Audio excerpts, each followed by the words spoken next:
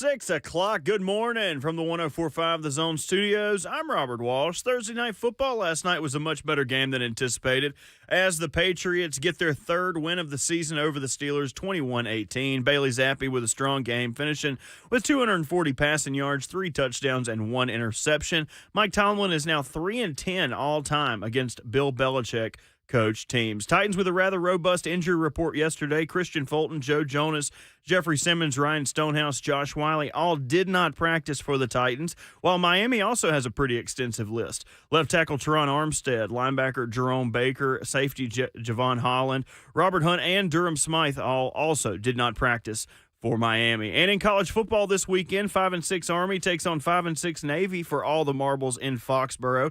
Game starts at 2 p.m., and Bill Belichick will be a guest picker on the game for College Game Day. For all your foundation repair and waterproofing needs, visit USSTN.com.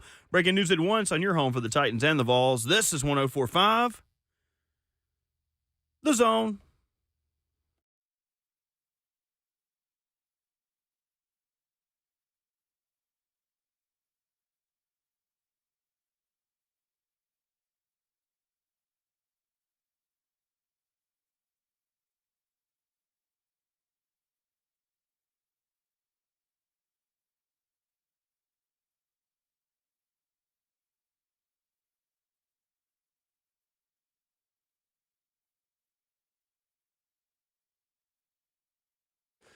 And the show goes on your Friday morning. Friday, and we're acting like it. On RKW, we are brewed by 8th and Roast for 4 final hours to finish off your week with Ramon Foster and Kayla Anderson, Robert Walsh behind the glass.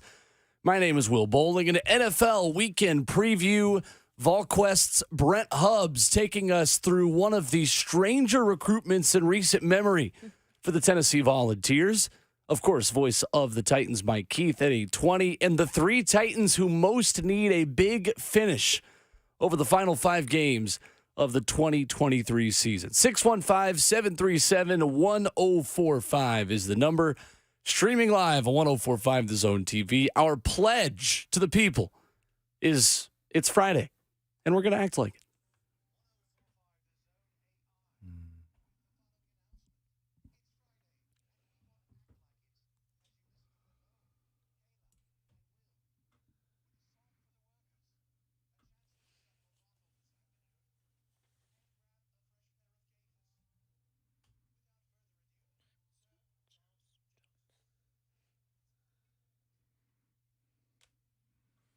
Friday.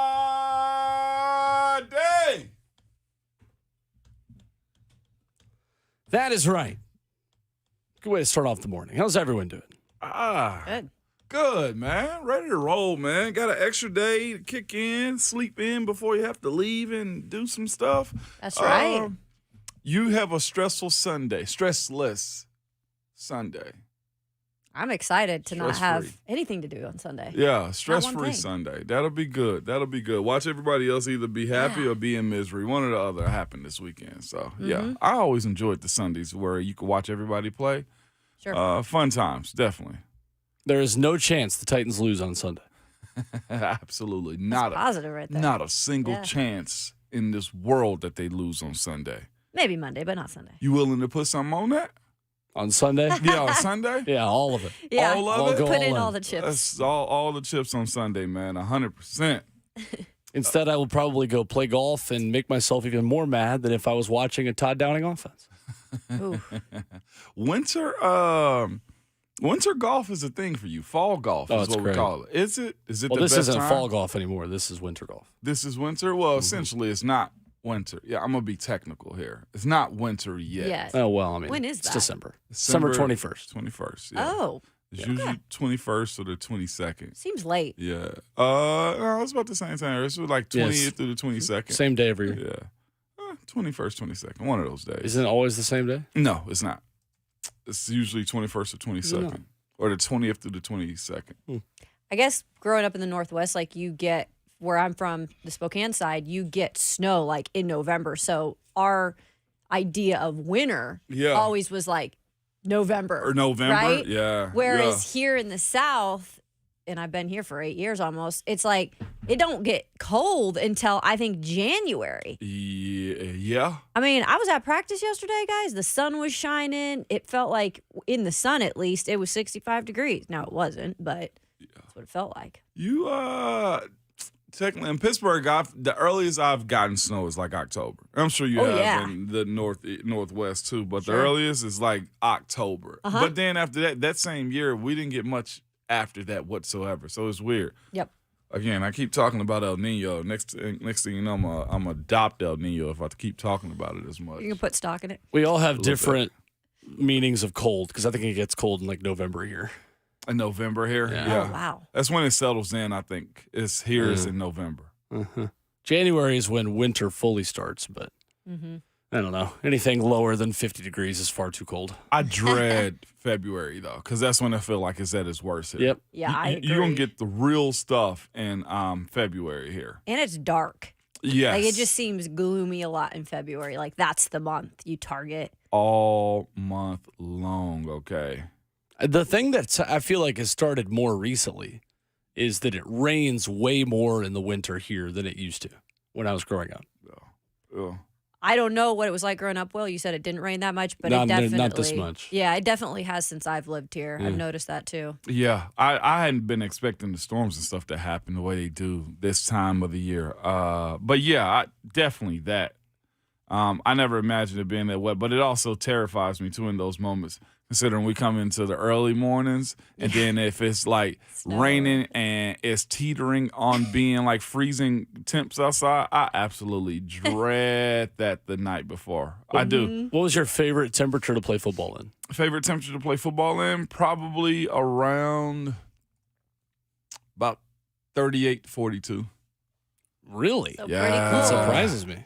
Pretty cold. Huh. Yeah. Why is that? Because that is like the perfect amount to where you can exert all the energy and the weather like cools you off somewhat. And then on the sideline for us, we have like those heaters. Yeah. So like if we hit like the low 40s, you're still good. But like little small defensive players, they get colder in those weathers. Like they hate it. Most defensive players hate that type of weather, and it's just big boy weather. That's all. For So me. you hate this, like the hot temperatures, like Miami, anything 80 and above. You move better in it. To be real with you, you move better in it. And the idea that like everybody's ready to go. That's also the worst part of it for me, because the dehydration kicks in, and that's when little dudes flourish the most. But I'd much rather be cooler weather. Like when late October, November hit, that's when I knew it was getting more serious. But it's also when what I just said, it gets more serious when it gets colder outside. Like, Oh yeah. it gets darker quicker. Like I enjoyed that time of the year while I was playing, because more times than not, you're in the hunt, you're in a position to understand, okay, it's about to start getting real. Like now is the time of the year where playoffs matter. Those graphics that you speak of, they're in the hunt, who's holding the number one seeds. And like, I guess the whole approach to it is why I enjoyed it more than just the earlier part of the season, because when it's hot outside, we're just working the kinks out. You know what I'm saying? Like, we're working the kinks out. But this time of the year is where it gets very real. I wanted 45 to 50 was my preferred temperature for a race. Yeah. 50 was right on the dot. Practice, race, anything. Anything where we would like warm up in like a shirt and then throw the shirt under like a tree to keep rolling. Yeah. That's when I would go like no shirt but tights, which was my favorite combination to wear during a run. You know what I did not notice, though? Because I never have been in stands like this. My wife had to tell me. I don't realize sitting in stands how cold it gets. It's bad. Thank you. No. Like, I didn't know. So going to games, I would go into just like a regular hoodie or something like basic, not layering up. Like the wind cutting across matters. Like you standing in the stands, not moving. I'd be like, it wasn't that cold in here. She was like, well, duh. You're on the sideline running and you got heaters. Couldn't be my stadium in 2027 and beyond. No, for real. Yeah, that It's gonna indoor. be nice. I didn't realize how cold it got inside of the stadium. Oh, yeah. Yeah. That's why it's like better just to honestly walk around, like, and not if you can, like, Yeah. go up, get a hot cocoa, walk around, like, because it gets cold, and if the stadium's not full, then it's worse Then it's whipping because you don't through. got the body heat around you. It's interesting. According to this website, Nashville gets the 7th most rainfall every year in the United States. I love the All rest of southern it. cities in like the top 10. Oh, for real? Wow. Uh-huh. Yeah. Oh my God. What's In terms of total precipitation, like inches of rain. Okay. Miami is 1. Oh. Miami, New Orleans, Birmingham, Houston, Memphis, Orlando, Nashville, Atlanta, New York, Tampa. Houston, What the yeah, heck? I can see that. Because it rains more days in the Northwest, but the overall rainfall is more here. Because when it Yeah. rains, it pours here. True. I can see that. There It's probably ever exists. since the Luke Combs song came out. Mm-hmm. When it rains, it pours. Never heard that. Okay. 615-737-1045. You're 1 for 1 on the week guessing country songs, so you should quit while you're at And it. that I was a didn't good one. I didn't even have to guess that one. I just said what I didn't know. So to be clear, to be fair to my record so far, I think it's all right that I don't take a L on that one. You walked I said you're off. 1 for 1. Oh, okay. All right. I didn't say you're 1 and 1. Oh, okay. I got to You listen gave a better. speech on that one, man. I did. That was beautiful. incredible. Right there. Well, your former employer took an L last night and might end up helping the Titans get a top 5 draft pick by the end of the season. Terrible. New England still with the number 2 pick, but New England with the win. 1 game closer to the Titans now at 3-10. Titans with a loss on Monday would be 4-9, 1 game back of the 2nd and 3rd pick. Yeah. Holy smokes. It wasn't a terrible game last night. It was a terrible loss. Thought New England played Pittsburgh well. When you're bad and offensively can't get anything done and doing trick plays instead of actually running for it, they went for a reverse tight end pass in the tight red zone at the 1-yard line. Can you explain to me who lied on their resume? Wasn't Matt Canada. He's already gone. No. It wasn't. He got It was Mike Sullivan this time. Like what? Is that the Penguins coach? No, I know, right? They're both Mike of them. Sullivans. They're It's both weird. Mike Sullivans. But that's got to be the wildest, just the wildest play I've ever seen in my life. Like, you're not that good to be this cute. You know what I'm saying? Like, you're not that good to be this cute offensively. And that's what's so bothersome, man. I was talking to Bert earlier. He gave me a comment, of course. You know, he's probably got an evil grin and laugh after watching Pittsburgh lose like that last night. But he said, you know what? Ben spoiled y'all. It's like the expectation that the offense is just supposed to reel out dubs and have 400, 500 yards of offense. He was like, that's what it is. That's what you're chasing. I was like, you know what? You're 100% correct. Having a franchise quarterback and trying to follow that up is always the hardest thing to do, which is why it's so impressive if Jordan Love can turn into something. Going to Patrick Mahomes right after that, why Denver was already chasing, Russell Wilson. I get it. The franchise quarterback means a lot. And when you got one, you hold on to him. Do you think they eventually move on? I mean, how much time do you give Kenny? I understand these guys deserve time, but my goodness, I don't know if he's right there. And he's not able to stay healthy either. I've already said I'm more out than in on him. 100%. Like, I'm more out than in on him because you see the signs of a player is injured early and often like that and can't really find their bearings at all times. And when they finally get those opportunities, then you really see who they are. Like, again, the same way we speak about, like, Traylon having to stay on the field. The judgment of, hey, injury prone and stuff like that. The same way you felt about Caleb Farley. Like, sometimes those reputations, you just kind of have to believe them. Which is also why I'm more, I think it's more believable that Will Levis is the franchise quarterback here, too. You see the good. Like, I look at Kenny and I look at Levis and I say, okay, I see one doing something that the other's not. Right. One's definitely tougher. I'll tell you that much. Well, yeah, he better stay out of harm's way, though. He better Sure, get helicoptering over absolutely. defensive He needs players. to be. He needs to be able to stay on the field. Yeah, I would doing say those things. Kenny's a tough guy, and that's somewhat his problem, too. So there's a lot of different things that go into deciding who's good and who's not. But what you have is this: in today's NFL, you have that 4-year rule.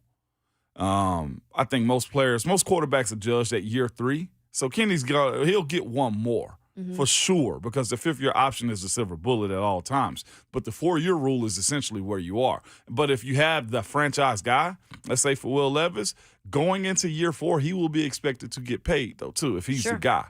So it's essentially 3 years before you know if he's your dude or not. Which is crazy because you benefit from that if he's your dude. If you don't, you kind of put yourself in a deeper hole as a franchise. You know the reset's coming. Yeah.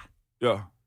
615-737-1045. We'll take a look at 5 games in the NFL when we come back, starting in the AFC South and going around to one big one in the AFC and one big one in the NFC. In hour 2 this morning, Brent Hubbs of VolQuest voice of the Titans, Mike Keith, at 8:20 this morning. And a big discussion on the Titans in Hour 4 on the 3 players from each of us who need to finish strongly in the biggest way over these final 5 games. Hour 1 rolls on after this on RKW.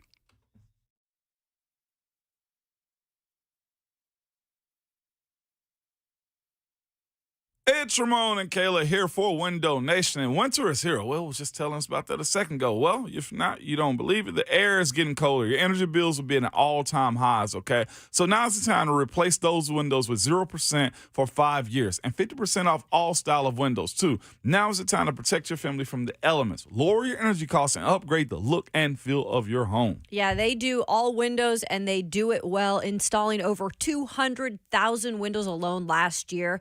That's actually 40 times more than your average window company. So you can bet on the expertise there. Over 10,000 online positive reviews. We talk about them all the time, but you can actually go and see for yourself what other customers are saying. And look, it is that time of year where the temperatures, they are dropping, and you're walking around the house. You're feeling like it's a little breezy. You go to the window.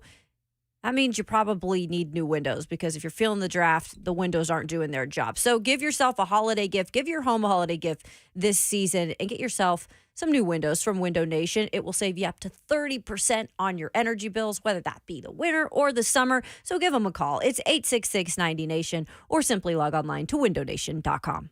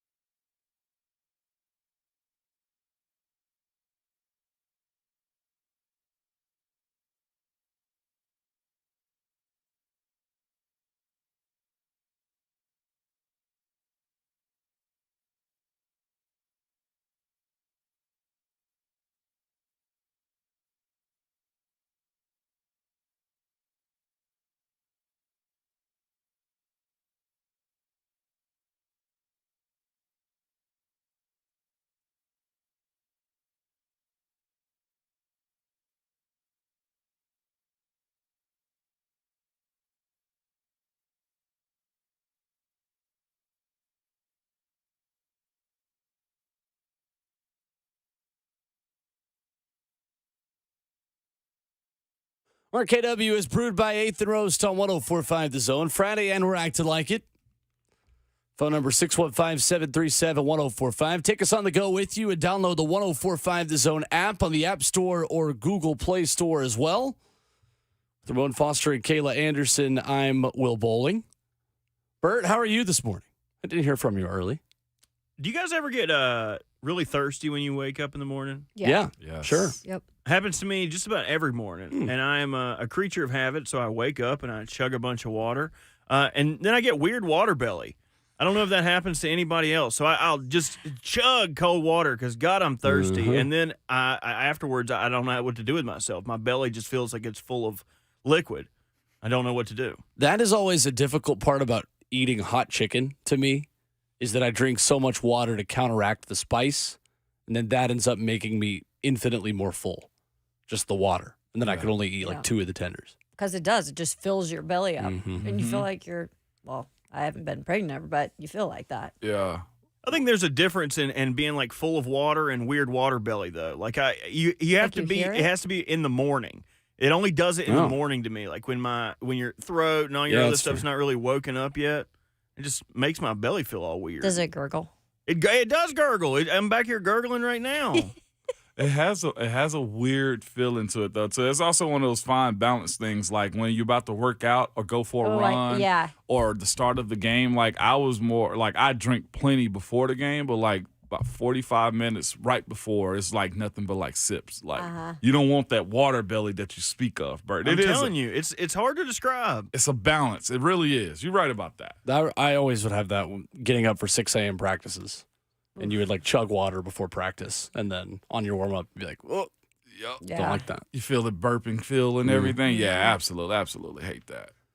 5 games we're going to take a look at in the NFL, beginning in the AFC South, where every AFC South team is on the road this weekend, including the Titans. We'll start in Cincinnati, Colts and Bengals. I got this one in my Thursday 3 at Bengals plus 1.5. I'm a Jake Browning believer. I think the Colts are unable to get another win in a row on the road, and this has already moved down to a pick'em. Has it? Mm-hmm. So I'm glad I got it at plus 1.5 when the Bengals were still an underdog. Jake Browning, 86% completion percentage, 354 yards and a touchdown. And you're going up against a Colts team that is kind of erratic on the road. Gardner Minshew is good, but he also has a lot of bad plays and is near the top in the league in turnover-worthy plays, according to Pro Football Focus this year. It's about as fascinating as a matchup as it could be, because 2 backup quarterback situations, 2 with very optimistic seasons and outcomes, considering the Colts are holding on to a playoff position right now. The way I view this game right here is hard to play in Cincinnati. I don't know if Gardner Minshew can understand what that defense does inside of Cincinnati Stadium. I genuinely say, as far as I'm concerned, I see the Bengals winning this game, considering how Jake Browning played. Now, here's the thing that kind of, skews my judgment is the fact that Gardner Minshew at times will get very creative. Michael Pittman Jr., their number one target is going to be fascinating to watch how Cincy try to shut him down. What Cincy does have is a ton of defensive talent. If there's a team fit to stop what the Colts have going on as far as Gardner Minshew, Michael Pittman Jr., then it's them, led by Mike Hilton, who's more of a slot than anything. They find ways oftentimes to make plays for their defense. It's very fascinating to me, man. But here, the other thing behind that too is watching the ability of the Colts scoring. They're averaging 25 points a game. It'll be fascinating to see if Cincy can actually slow that down. Yeah, this is an interesting one because, again, we're talking about a battle of backups, and I feel like we've talked about backup quarterbacks a lot this season. That's been a theme in the NFL with so many injuries to starters or just starters being banged up. It is funny because you were mentioning, Gardner Minshew, Jake Browning. It's funny because they played each other in college. They were rivals at Washington and Washington State. And so it's kind of fun to have that storyline behind it. I think Gardner Minshew has proved himself as a backup, at least with that, like a very solid backup, and knowing that he can come in and win games for you as a backup. I don't know if he will ever be a starter. I'm not going to go that far, but I think he's done a really good job holding things together for an Indy team that didn't look like they were going to go anywhere when Anthony Richardson got hurt. With Jake Browning, I think he played really well last weekend. Give him a lot of credit in terms of coming and stepping up for Joe Burrow. That's big shoes to fill. I think eventually you kind of figure him out film-wise. I think they'll have enough film out there to kind of figure him out. But the Bengals defense is good, and they're good at home, especially. And so this one, I'm kind of split down the middle because I like the way that Indy is putting things together, but it is on the road. But I'll go just to be the difference here. I'll go Indy. I'm going to believe in Gardner Minshew. I think they may prepare well enough for Jake Browning, kind of slow him down a little bit. So I'll go Indy on that one.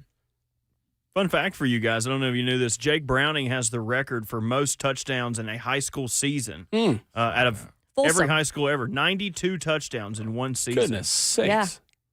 Who are they playing? Folsom? That's a Bunch huge... of 12-year-olds? What are we doing? Sacramento is great college or great high school football. I mean, Yeah. 92 touchdowns. How great can it be? I don't know. That's insane. That's insane. I don't know. That is insane. I mean, dog. Derrick Henry had a lot of touchdowns and a lot of yards, but But Folsom's a big school. That is insane. goodness. God, Okay, well, dog, there you 92? I'll double check, but I'm pretty No, sure it's- that's that's you know, right. I know you're right because Mike Keefe brought Yeah. it up. He said it before on the broadcast about Jake Browning. Yes, insane. 90-plus touchdowns. I think the next closest was like Dak Prescott with like 56 or something like that. He blew the record out of the water. 50. Oh, my gosh. Wow. Yeah. More you know. He took It's off. nuts. Texans at Jets in MetLife Stadium. Texans still a 3.5-point favorite. New York with the worst quarterback situation in football this year, and I don't think it's particularly close. I still don't understand why the Texans are only a 3.5-point favorite. I mean, because of the defense. I mean, Yeah. but what about the offense for Houston? That's the thing, though. You got to almost trust the defense. The defense is able to hold them up more than you can, saying that offense is just going to blow them out of the water. And specifically, do you consider travel in these bets too? You know, in these spreads, Oh, not always, even yeah. always. And that's what I look at more than anything is the travel, playing in New York, New Jersey, and just that defense. They're also having some issues at tackle too. So you throw those components into it, and you got a real serious issue. I will say this. I think the Texans win. I think they win convincingly. Convincingly, maybe 6 points. But to say that it's a runaway early, I doubt so. And, of course, you're dealing with the emotions and play of a rookie quarterback still. That's where it becomes somewhat bothersome. That defense is still giving up. I mean, it's still holding teams to right at 20 points too. I somewhat believe in their ability to get to C.J. Stroud, but it's going to be very fascinating to see how he navigates through this. By the way, the Jets are on a 5-game losing streak too. I'm with Zach Wilson. And it's because it's not my decision to be made. It's a very unprofessional move by him. Sound like a middle-aged New Jersey mom. I'm with Zach Wilson. Yeah. I'm seeing Zach Wilson. Does he take you to a nice steak restaurant first? He's got some money. But with that being said, I believe Houston's going to win. You said it's a pick 'em? No, 3.5. 3.5? Pick 'em was Bengals and Colts. Yeah, when we have all this stuff that we read about this week coming out about Zach Wilson doesn't want to play, then Aaron Rodgers says that's just somebody leaking stuff. Like, it's a mess over there. Let's just be real. It's an absolute disaster over there. And the defense is good. And there's no taking anything away from that. But like we've always said, especially this time of year, guys, how much can the defense really do? Like, they're worn out. They're like, we're the only positive part of this team. And at some point, you wear yourself out, especially on the other side if you've got C.J. Stroud. 20 touchdown passes, just 5 interceptions in the last, what was it? Let's see. 20 touchdown passes, 5 interception, and hasn't thrown an interception in the past 2 games. So he's playing just as well as you can play. And I like actually what Houston's defense is doing right now, too. I just think DeMeco Ryans has his team believing, whether that be on the road or at home, guys. I just feel like the Jets have no chance in this game. I don't know if it will be a blowout, but I think they'll do enough to Get cover. the job done. Yeah. Well, what's most fascinating about this year with C.J. Stroud to me, though, is all of the stuff that we heard pre-draft, people disliking him, the conversation behind the Wonderlic test, people judging, I think, his family and stuff like that. The S2 cognition test? Yeah. No, was it S2 or S2? He scored Remember, like an he 18. scored the lowest. Report, allegedly. Allegedly. Yeah. And you remember how he got trashed early on, and he came out and said this, watch me play football. Yeah. Like, a lot of the pre-draft stuff I do like. It's great intel. But a lot of the time, it does come down to guys just play ball. Like, I know Vince Young had a bad situation with the Wonderlic, and it turned out to be true, if I'm not mistaken. But just watching C.J. Stroud navigate this, I hope from our perspective, when we start covering this pre-draft stuff and how we view what's a good player, what's a bad player, who can play in the NFL, who can't play in the NFL, I think it really does have to boil down to that. Because to say C.J. Stroud was expected to do this after the way he got piled on all this offseason going to the Texans, lies. All lies. I'm actually glad to see this, and I hope it just deadens those journalist conversations behind it. Oh, he can't. Well, not even journalists. Reporters. Yeah, I was gonna say maybe they're not even journalists, right? Adam Schefter and those guys that do that type of stuff and report this type of news. No, watch the guy play ball before you judge a rookie before coming into the NFL. Jaguars at Browns in Cleveland, noon on Sunday. Browns are a 3-point favorite over Jacksonville. And who knows who's going to start at quarterback for Jacksonville. The Browns' defense has not been good as of late. Over the last 2 games, they've given up 32.5 points and nearly 350 yards per game in those last 2 games. Jacksonville coming off a game where they got shredded by Jake Browning. And also, Browns on a 2-game losing streak, too. That's right. That's what's also been thrown into the mix. Desperate at home, and the over-under is 30.5. Well, considering what they've been giving up, Oof. might take the over. With a backup quarterback, though, playing against him. Might be a C.J. Beathard game. And guess what? C.J. Beathard's actually banged up, too. God, dog. For what it's worth, Trevor Lawrence did practice without a boot. He went to his media appearance without a boot. He was wearing some flip-flops. That guy's just Gumby, though. I feel like how many games has he missed? Has he ever missed a game in the NFL? I don't think so. Many. If he has, golly.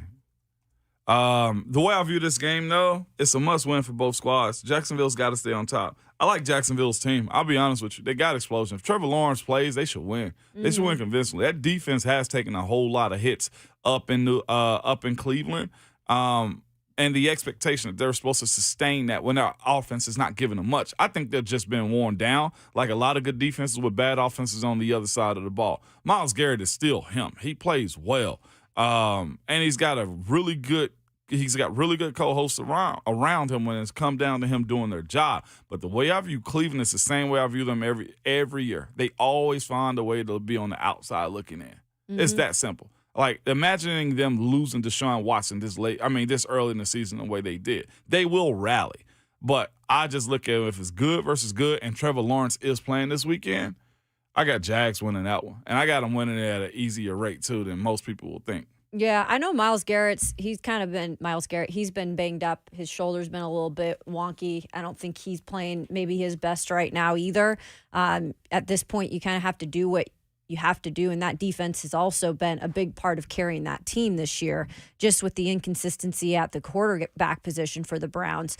It's always hard to play, obviously, in the dog pound over there, but I think Trevor Lawrence does play. I think he's a tough guy, tough player, will do anything to help his team win, but this is where you look at your team, if you're the Jags, and you say, we know our quarterback's a little beat up right now.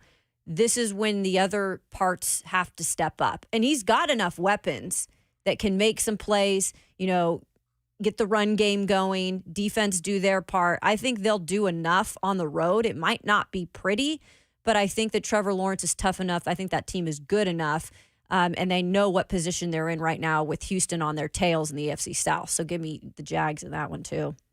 Cleveland, desperate, getting the win. Joe Flacco's elite at quarterback. You just were. Mr. Only Flacco. thing I've ever worried about with Joe Flacco is his ability, and it's a talent. his talent to throw up the ball to his wide receivers and get a DPI. That's right. He has the best moon ball. Call that Carson Wentzing. Carson Wentzing. Yes, we do call that Carson Wentzing. Eagles at Cowboys, Sunday Night Football this weekend. The Eagles defense has given up 400-plus yards in 4 of its last 5 games. That happened once in 20 games last season, including the playoffs. Ramon's already made his pick on this one in the Thursday 3. I am hesitant to believe the Eagles lose a couple in a row. I think they find a way in this one, but how worried are we about Philadelphia? I'll say this, worried about them. Well, 49ers lost 2 in a row, too. 3 this in a year. row, yeah. 3 in a row. How worried are we about Philly?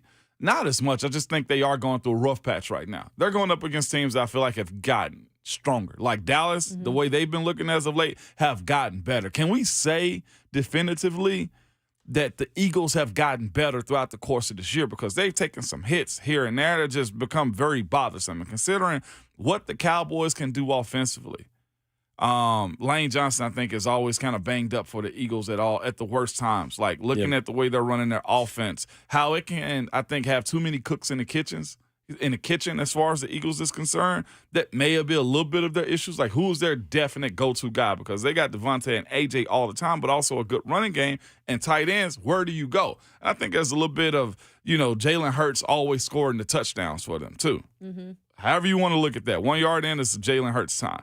But I got the Cowboys. I've already told you my Thursday 3 on that one. I think the Cowboys can get that one. I also add the over because the Cowboys seem to run it up every single chance they get. And it's in Dallas or Arlington. This one's hard, man, because I want to believe in Dallas just because it's fun to know maybe they can get past a point they've never gotten past with Dak Prescott and company. But then it's like, is this going to be the game where they take an L and then they go backwards, right? Because it always seems to happen with the Dallas Cowboys and in big moments. With saying that, though, in terms of the Eagles, they've had some nicks and bruises, and I think they haven't played their best football as of late. I think at some point Dallas has to get past that point of people saying they're actually that team, and so I think they're going to get the win. I think they're at home. That'll help. The defense is playing well. I think this is the time that the Eagles are most vulnerable, and why not take advantage of it if you're Dallas? So their last loss was actually a 5-point loss to the Eagles. So I'm expecting this one. Yeah, Cowboys all the way. I mean, Texas did it and proved they can not be Texas in big moments. Just follow the lead of the college team, kind of like the Braves with Georgia. Came in twos. For that fan base. Can they do it again? Nah, they can't do it again then, if that's the case. Robert Walsh, quickly, Rams at Ravens. Ravens minus 7.5 on this one. Ravens coming off the bye. They're very healthy. Every player was at practice aside from Lamar Jackson yesterday. He missed practice with an illness, which has been going through the team a little bit. Also, Lamar's just a little sickly boy. I don't know what happens. Every year he gets the flu or gets a little sneezy fit, and he has to miss practice. Rams also pretty healthy, not missing too many starters that are going to be in the game this weekend. Puka Nacua had an AC joint injury in the last game that they thought originally would keep him out of this game. He practiced fully yesterday, so both teams are pretty much going to be at full strength. I think it's Ravens minus 7.5. Yes. At home. It's going to be a terrible weather game. Bunch of rain, bunch of wind. Supposed to be like 17-mile-an-hour winds. I would expect a slugfest where both guys are just running their running backs into the back of the offensive line. The Ravens probably pull it out because the Rams aren't the best, but I think they are a sneaky good team. Yeah, Rams have won 3 straight following their bye, and Matthew Stafford's offense has averaged 30 points per game over that span. 615-737-1045. Those are the big games coming up in the NFL this weekend. But coming up next, Sean McDermott made all of the headlines for all of the wrong reasons yesterday. This is a quote you'll have to hear to believe coming up next.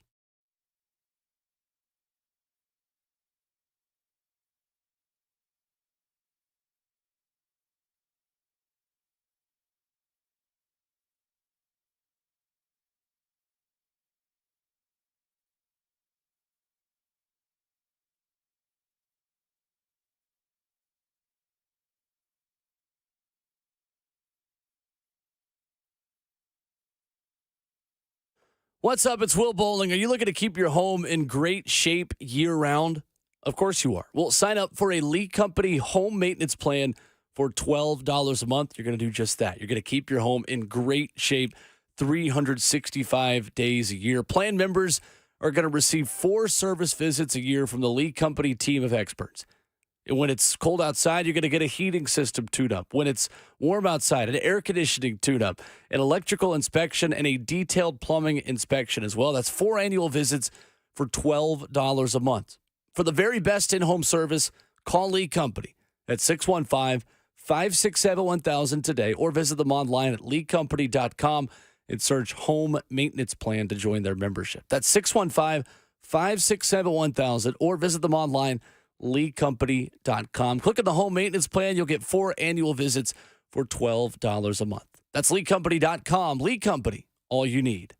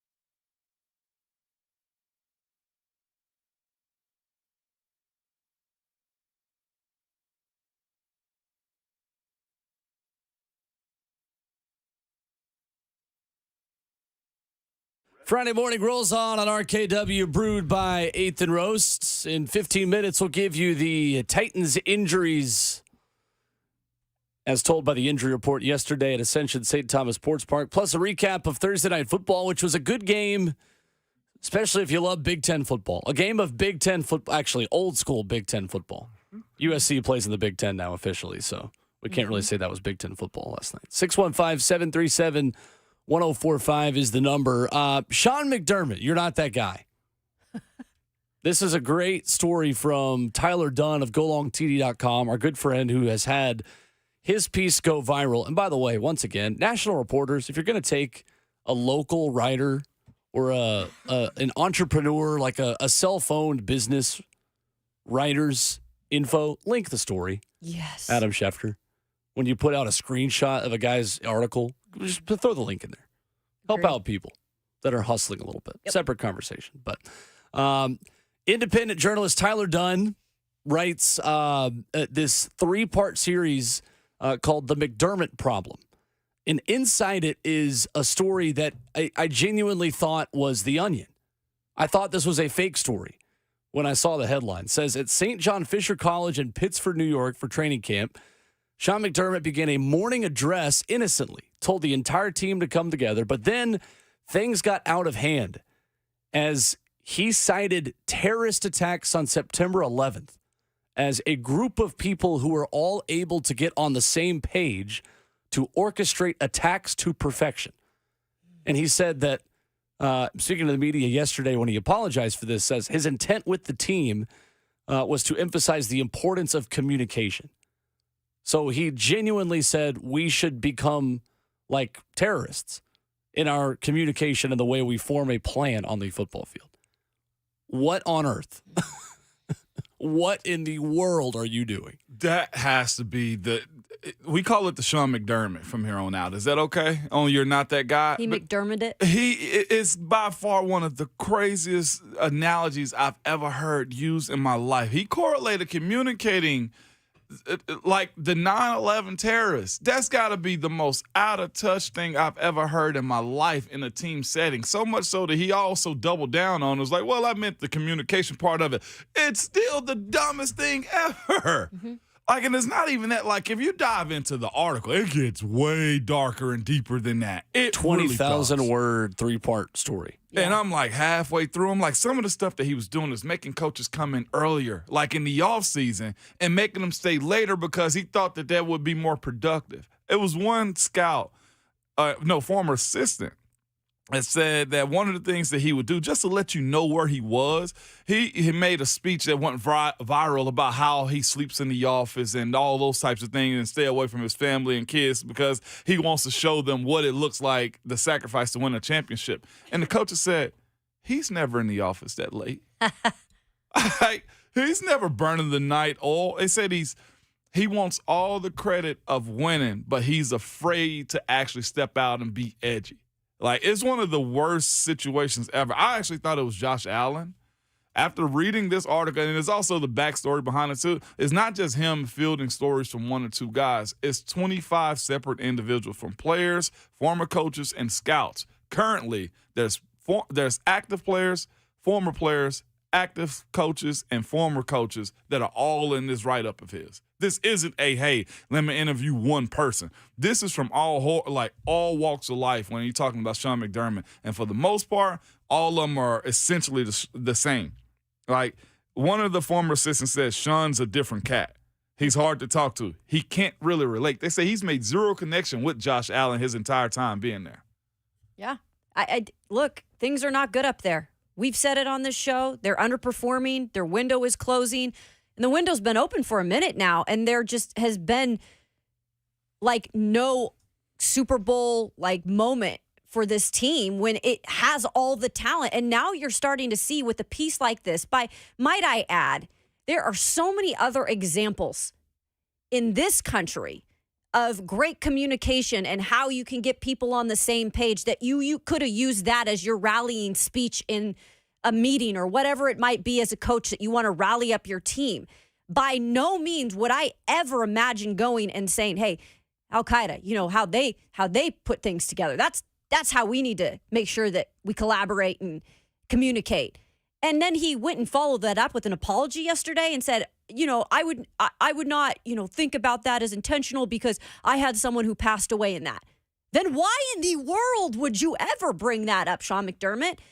So this is going to show right now the nasty culture that's there, or lack of culture at all, because your leader is clearly disconnected from a lot of the players. And maybe that's why we're seeing some of these guys that have come out in Diggs and Stephon Diggs and some of those guys that have been a little bit weird at times and we don't really know why. It seems to be patchy. This is a disappointment for Buffalo Bill fans too. Like, I feel bad for them because they have the talent. 615-737-1045 is our number. 5 Tennessee Titans players were non-participants at practice yesterday as they get ready for Monday Night Football in Miami. We'll tell you who they were. And we'll also look at the recap of Thursday Night Football where the Titans get maybe a half step closer to a top 5 pick. Some help for the Pittsburgh Steelers. That's nice. More on that coming up next.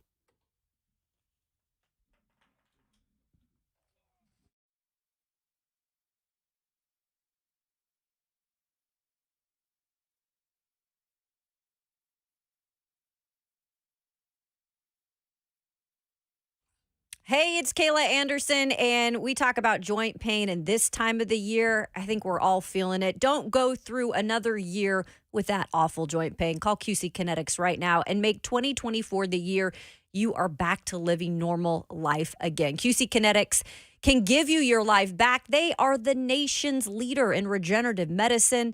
And these are all natural treatments that can repair and restore that damaged tissue, giving you pain-free movement once again.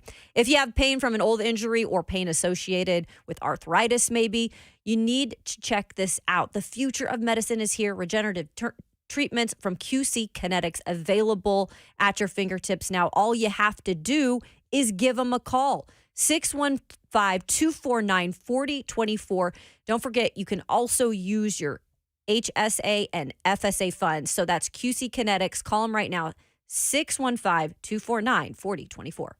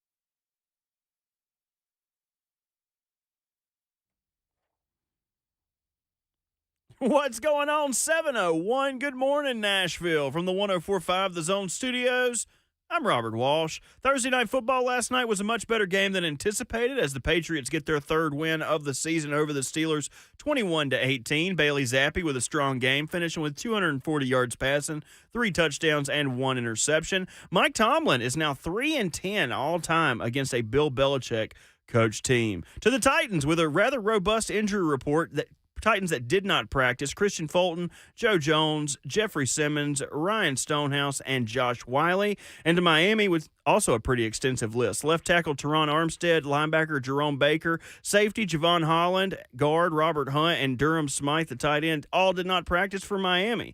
To college football this weekend, 5-6 Army takes on 5-6 Navy for all the marbles in Foxborough. Game starts at 2 p.m. 3HL will be out there, and you can listen to the game right here on 104.5 The Zone. Bill Belichick is going to be a guest picker for College Game Day. For all your foundation repair and waterproofing needs, visit USSTN.com. Breaking news at once on your home for the Titans and the Vols. This is 104.5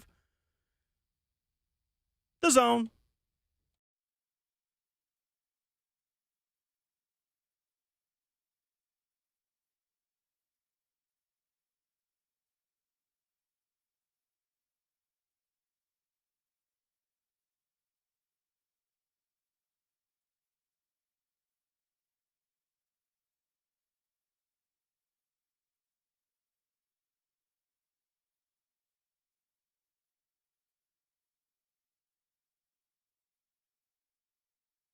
And the show goes on into your 7 a.m. hour on RKW. We are brewed by 8th and Roast. We're caffeinated and opinionated on a Friday morning edition of the show. The sun rises to our right. It's a beautiful morning to have a good morning. 615-737-1045 is our number. We'll catch up with VolQuest's Brent Hubbs coming up in 15 minutes as Tennessee loses on its top target out of the high school recruiting options. Now where do they turn? Over the next couple weeks leading up to signing day, we'll ask Brent Hubbs about that and much more as the Vols get ready to host a big one tomorrow on the hardwood as well. Tennessee and Illinois tomorrow at 11 a.m. Central to start your morning without a full slate of college football. Eases the pain of not having an 11 a.m. college football slate just a little bit. That's a little bit. Coming up tomorrow. It'll be College Game Day still, though, correct? Yes, there will. Yeah. And our crew, our homies, 3HL is up also at the Army-Navy game. Boston. Yeah. Boston. Bundle up. Down by the harbor. Park the car by the harbor. Oh, goodness. I hate your Northeast dialect. You know what, my Boston one, I mean, I can only say 5 Boston. words. I can say harbor, park the car, or, you can say Boston. Boston. Boston. Yeah. That's about all I got. I got to go to one of the baseball games. I have to see what it looks like. Oh, it's cool. That is next on my list. Yeah. Braves play them every Seems year old. now in Fenway. So that's every year it's on a weekend where I'm busy. But I was about to say Yeah, it's need to get up scheduled there. out. No, not yet. Not for base. MLB's not out yet. We got Yeah, a it while. is. It is? oh yeah, Oh, I might they put look it that up out on the break. midway through every season. Yeah. They go put out the circle next it. year's.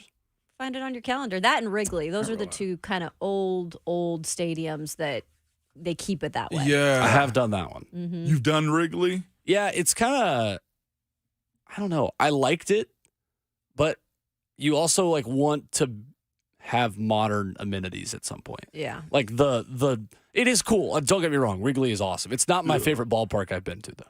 San Francisco is my favorite. When you say you like new amenities, I always think of the worst restroom. So they still got troughs. like the men's room. Neyland Stadium. Dude, Yeah. it's I don't old know, school. but Yeah, And old so's school. Fenway, though. Fenway that Yeah. way too. It's a little more upgraded, but That's what I was gonna say. Fenway looks like they've really upgraded it some in Boston. 615-737-1045 is our number. The Titans with 5 non-participants on the practice field yesterday. Christian Fulton, Joe Jones, Jeffrey Simmons, Ryan Stonehouse, and Josh Wiley. Simmons, Stonehouse, Wiley, all with knee injuries. Limited participants including Danico Autry, Aaron Brewer, Luke Gifford, Derrick Henry, and DeAndre Hopkins. Henry and Hopkins only with rest designations. Interesting with Derrick, who did speak with the media yesterday. We'll get to that later in the show. Says he's fine and doesn't have a concussion or head injury designation. Simply just rest, like he typically is. So it looks like he'll be good to go on Monday. Full participants, Terrell Edmonds, Will Levis, and Trayvon Wesco. Yesterday at Ascension St. Thomas Sports Park. Titans did get good news with the Steelers win, or loss, I should say, over the Patriots, and the Titans win in draft order sweepstakes. And with a loss Monday, the Titans will be one game back of the second worst record in the NFL. Ooh. Where the Steelers, 2 bad losses in a row against bad teams between the Cardinals coming to town in New England. To be fair, though, Cardinals not quite as bad with Kyler Murray starting. Yeah. It's been decent. The whole conversation in Pittsburgh is always going to be, well, it's time to fire Mike Tomlin. So it's going to be very fascinating, him losing to 2 under 500 teams, man. But great news for the Titans, of course. Like you said, we'll move up just a little bit. I got one issue, though, too, with the injury report.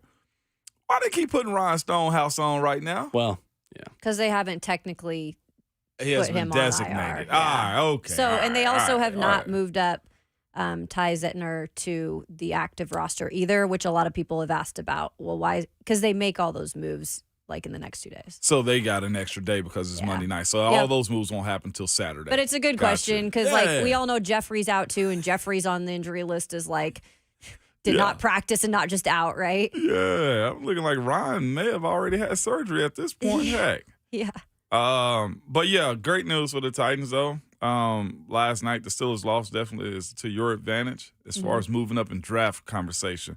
It's going to be fascinating to see how the rest of these 5 games shake out. I'm really looking forward to that 9:00 conversation we're going to have about guys that have to step up, but also just the outlook of the rest of this season for this squad.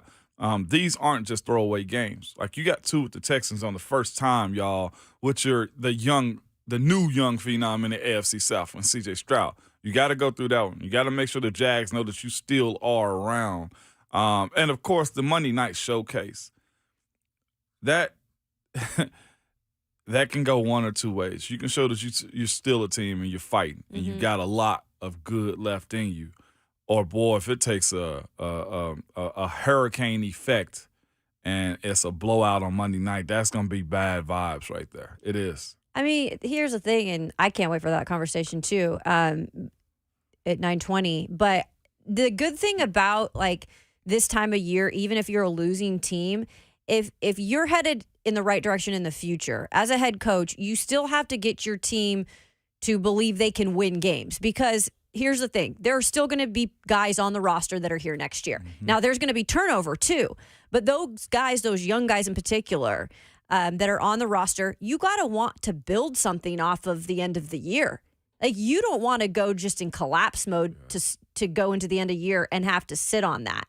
So I feel like, to have a reason to win some of these games, maybe take 1 from a division opponent, take 2 from a division opponent, and have a little momentum moving forward, especially with your quarterback, because he is your quarterback, it looks like, for the future. So we'll talk about that more, like you guys said, but I think that's important. Yeah, and I think, too, the conversation about wanting to lose and wanting a better draft pick gets a bit out of hand because you want your current players who are trying to earn spots moving forward to play well.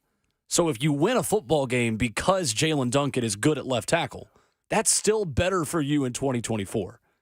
If your defense plays well because Azeez Al-Shire makes a big play or because Jack Gibbons is carving out a role for himself in the future, which, I mean, I think his role is a third linebacker, a fourth, not a starter, but just to use him as an example, the invisible hand, to use the economic term, kind of gives you what you need based on who you have already.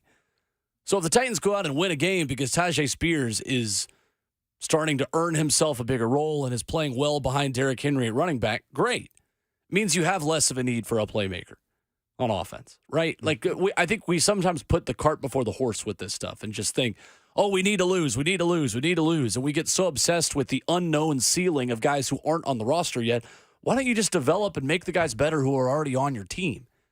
Because at that point, then again, your team is better in 2024. And that's the entire goal for this organization with the second most cap space going into the offseason is, can we immediately compete again next year in the AFC South? And I don't think that's out of the question. The issue with hoping to lose for better position is losing proves nothing. Losing really benefits you nothing. In so many different situations around the league right now, we've watched teams tank for high capital. and end up getting burned again. Like, legitimately look at the Jets situation. Like, you got to question a lot of moves that's happened as far as even the Browns, who went for the surefire offseason pickup. Yeah. That was a bad mode to be in. And just quarterback after quarterback, Mac Jones situation.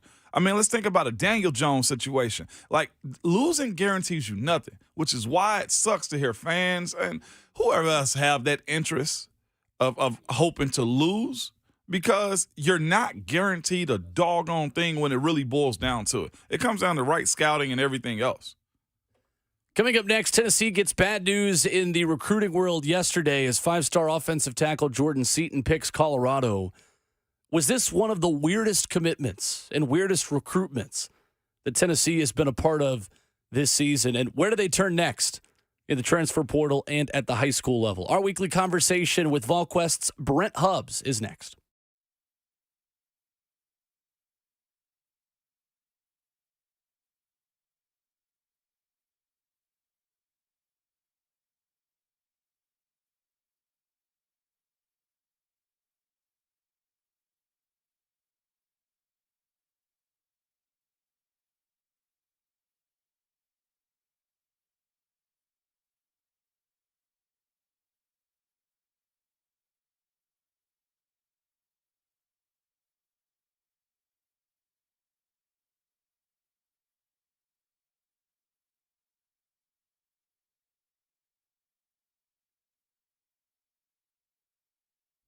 Hey, it's Kayla Anderson for SaveATree.com, formerly known as Arbor Art, Tree and Shrub. And this is the time of year where you hear Dean Glasscock come on here a lot, certified arborist, and talk about winter pruning, why it's important to take care of your shrubs and trees now. Winter is here, and that means winter storms, ice, wind, freezing rain.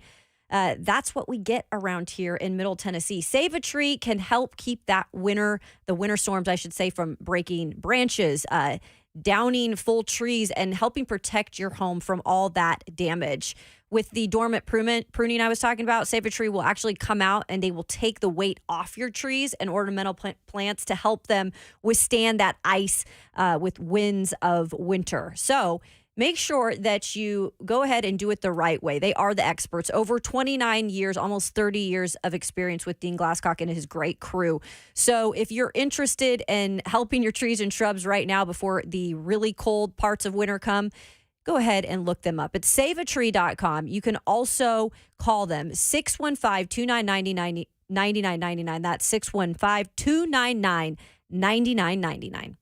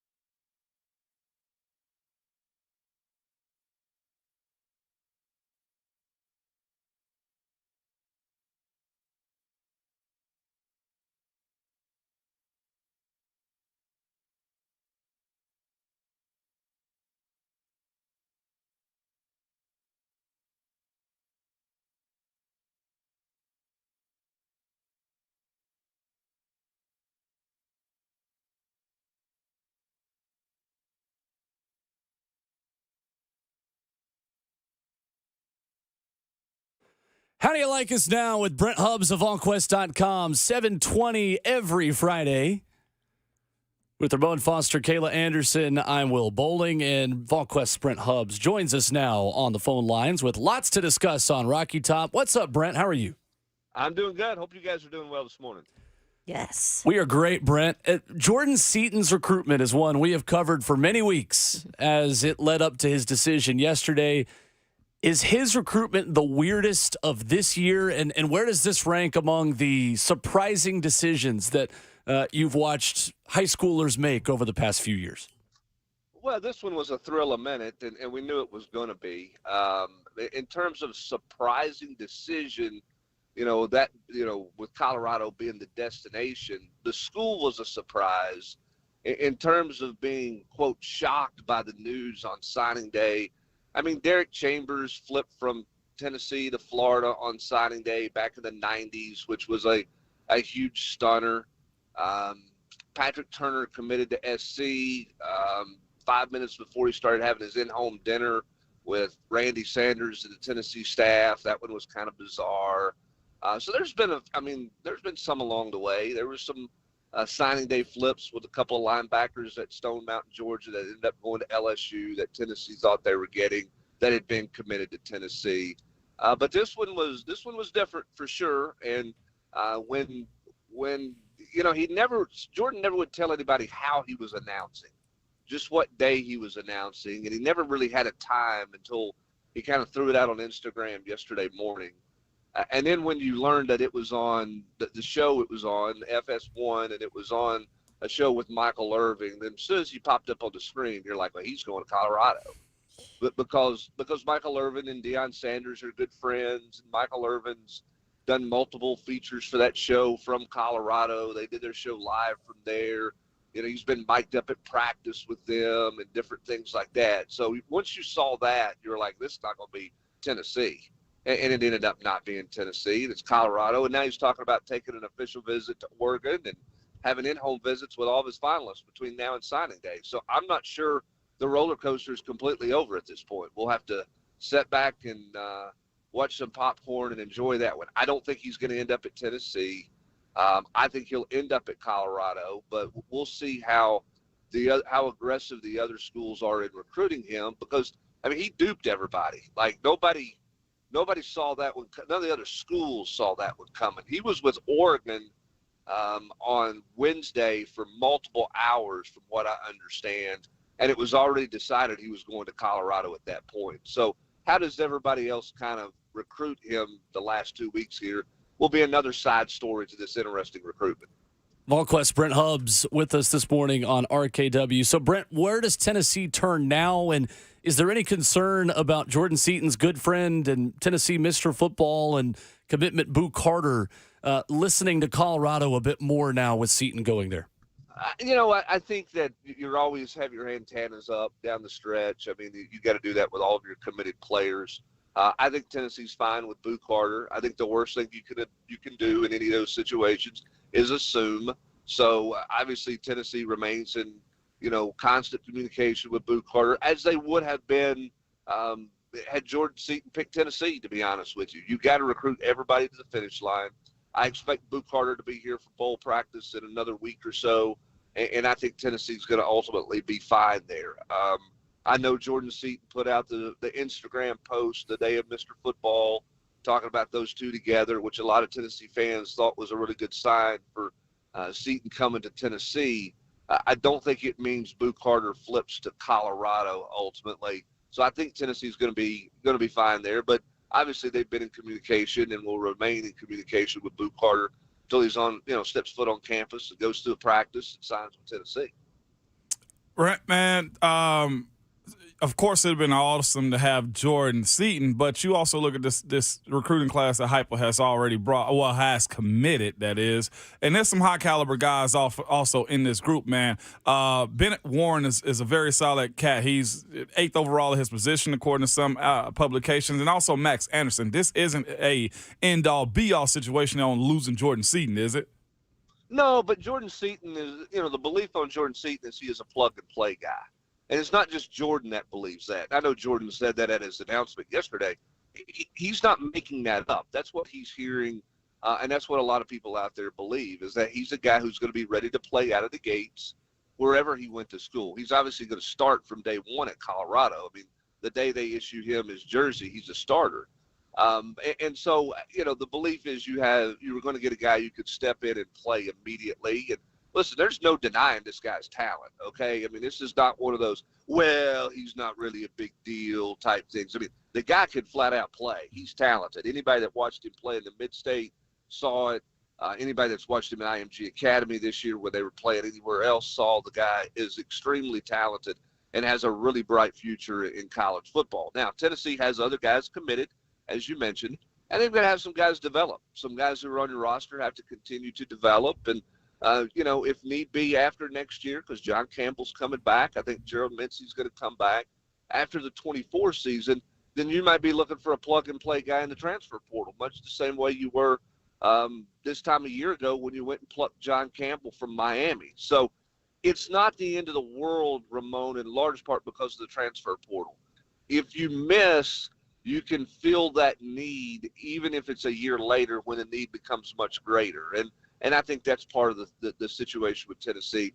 That they're involved with David Sanders in the 25 class from Charlotte, North Carolina. He's been on campus multiple times. Tennessee will be deep in that one. He's arguably the number one offensive tackle in the class of 25 next year. So you got to roll on to the next one. And if you got to go to the portal, you go to the portal and you line up and keep playing. You can't let one guy, particularly at a position non-quarterback, you can't let one guy kind of define the future of where you're going on one side of the ball. And I don't think Jordan Seaton would have done that if he'd come to Tennessee, and I don't think that's the case if they don't get him as well.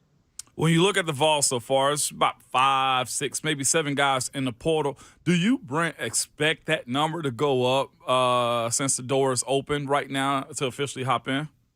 Yeah, I think so. I think that number probably goes up on Monday or Tuesday. Remember this about the portal that a lot of people don't remember or don't acknowledge is when you go into the portal, you go to the compliance office and you ask and tell them you want to go into the portal.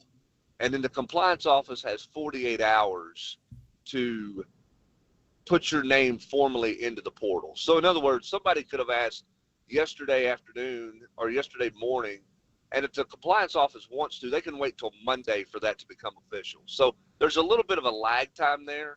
I expect Tennessee, there will be portal news for Tennessee next week. I don't know that there'll be anything later today, but I do expect there to be some more portal news next week, and we'll see what some guys do. What's Tyler Barron going to do? Is that the NFL? Is that another school? Is that back at me? I think it's unlikely that he's back, but I wouldn't rule out him playing his final year in college somewhere else and not go to the league. Where a couple of other defensive backs going to go, some guys who haven't played a lot like Deshaun Rucker. And then you're sitting there with some COVID seniors who are looking to make a decision, like Tamarian Donald, Danico Slaughter. Those are COVID senior defensive backs that have a decision to make about their future. So I'm not saying those guys are going in. What I'm saying is those are some guys we're keeping a close tab on to see what happens to them or with them over the course of the next couple of business days. Brent Hubbs from VolQuest joining us now. Also keeping tabs on some of those high school recruits. Obviously, contact period in effect right now. Brent, when it comes to Tennessee and one of the local guys here at Ensworth, the cornerback Jaron Sensabaugh, what is the news on him? Any positive news with that? Well, he's going to visit officially this weekend, and I think Tennessee will push hard there. I think that when you talk about where are they with some of these COVID seniors and some guys going in the portal, what do their numbers look like at defensive back? I think that, that's a position that's been hit by the portal, which is not a surprise. They had a deep number of guys there, but you got to replace some guys too. And I think Sensabaugh is a guy that has had a good senior year. I think Tennessee likes where he is, likes his development. I think this is a big official visit weekend with him, and I think Tennessee will love up on him hard and push hard there because I think that his priority factor with Tennessee has only grown throughout this season. He's had a nice senior year. What have you seen in terms of maybe the younger guy, one guy that has maybe the most momentum to build off of this season, Brent, moving to next season? Yeah, you're talking about current guys on the roster? Yeah. Yeah, I mean, I think, in the defensive backfield, I think Ricky Gibson is a guy that you look at and go, man, he's going to be a really good player for Tennessee next year. And I think he is a guy who can move and will move into the starting lineup as a corner. It won't shock me if he's not a starter for the bowl game or playing a lot in the bowl game, depending on what a couple of guys do in terms of opt-outs. At the linebacker level, I think you like what you see out of Arian Carter, even though he missed the last 2 games with the shoulder injury. He won't play in the bowl game. But Jeremiah T-Lander is a young guy who's gotten better. You move it to the front level, if you're talking about freshmen, I think the fact that they got Dalvin Hobbs as many reps as they did and worked him into that rotation, and maybe it was 10 snaps a game, 12 snaps a game, but those are so valuable for him for this offseason and next year. I think he's a guy with a really bright future. And then offensively, everybody wants to see Nico and where he's at. I think he was, if you looked at him in the Connecticut game or the Vanderbilt game, he was a much better football player then than he was against UTSA or Austin Peay at the start of the year as the game slows down and he's getting better. And then I think Ethan Davis has got a chance to be a star at Tennessee. I really do. I like his potential. He's got to get more physical as a tight end. That's why they're looking to bring in some transfer help to give some depth and experience there to kind of help bring him along. But I think Ethan Davis has a ton of tools to work with. I think he is super talented and has a bright future moving forward if he can stay healthy. Brent Hubbs of VolQuest with us. And Brent, along those lines, Tennessee will host Notre Dame tight end transfer Holden Stays this weekend, and Southeast Louisiana tight end Bauer Sharp next weekend. I know headlines with Justin Jolly no longer visiting Tennessee, the UConn tight end that the fans have just made the belle of the ball, considering the way he played against Tennessee a few months ago. What is the Vols' priority there at that position, and does it feel like Holden Stays at this point is their number one target? Yes, yeah, Holden Stays is their top target for sure.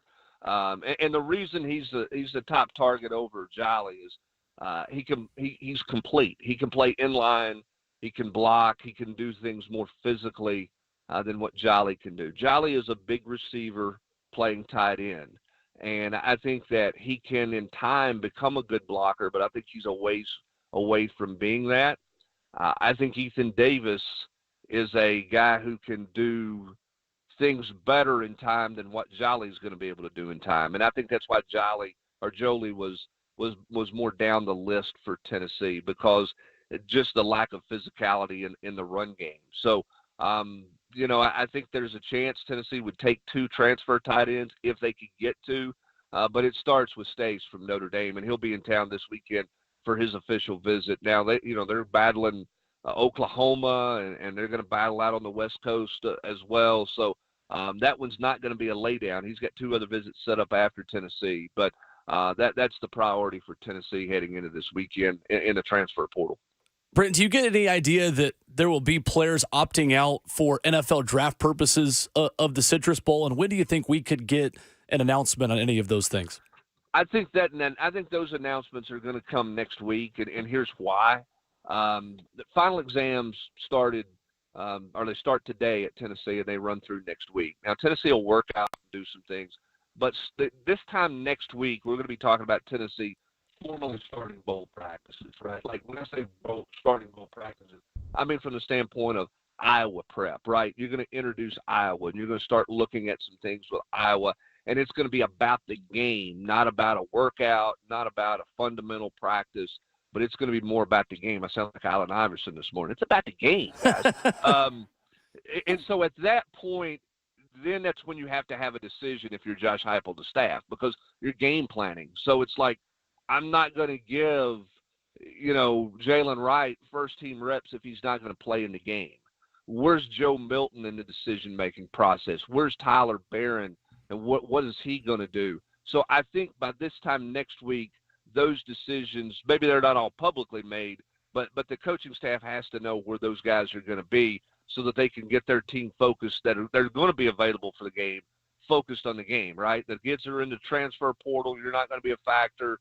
If other guys are going to opt out and not come back for their COVID year, like Gabe Judy-Lally, if that's what he ends up doing, you got to move on from them and start focusing on the guys that you were going to have available because you're putting a game plan in. Brent Hubs with us this morning. Brent, I always like to ask the parental question, man. It's for the parents that listen to us in the morning, okay?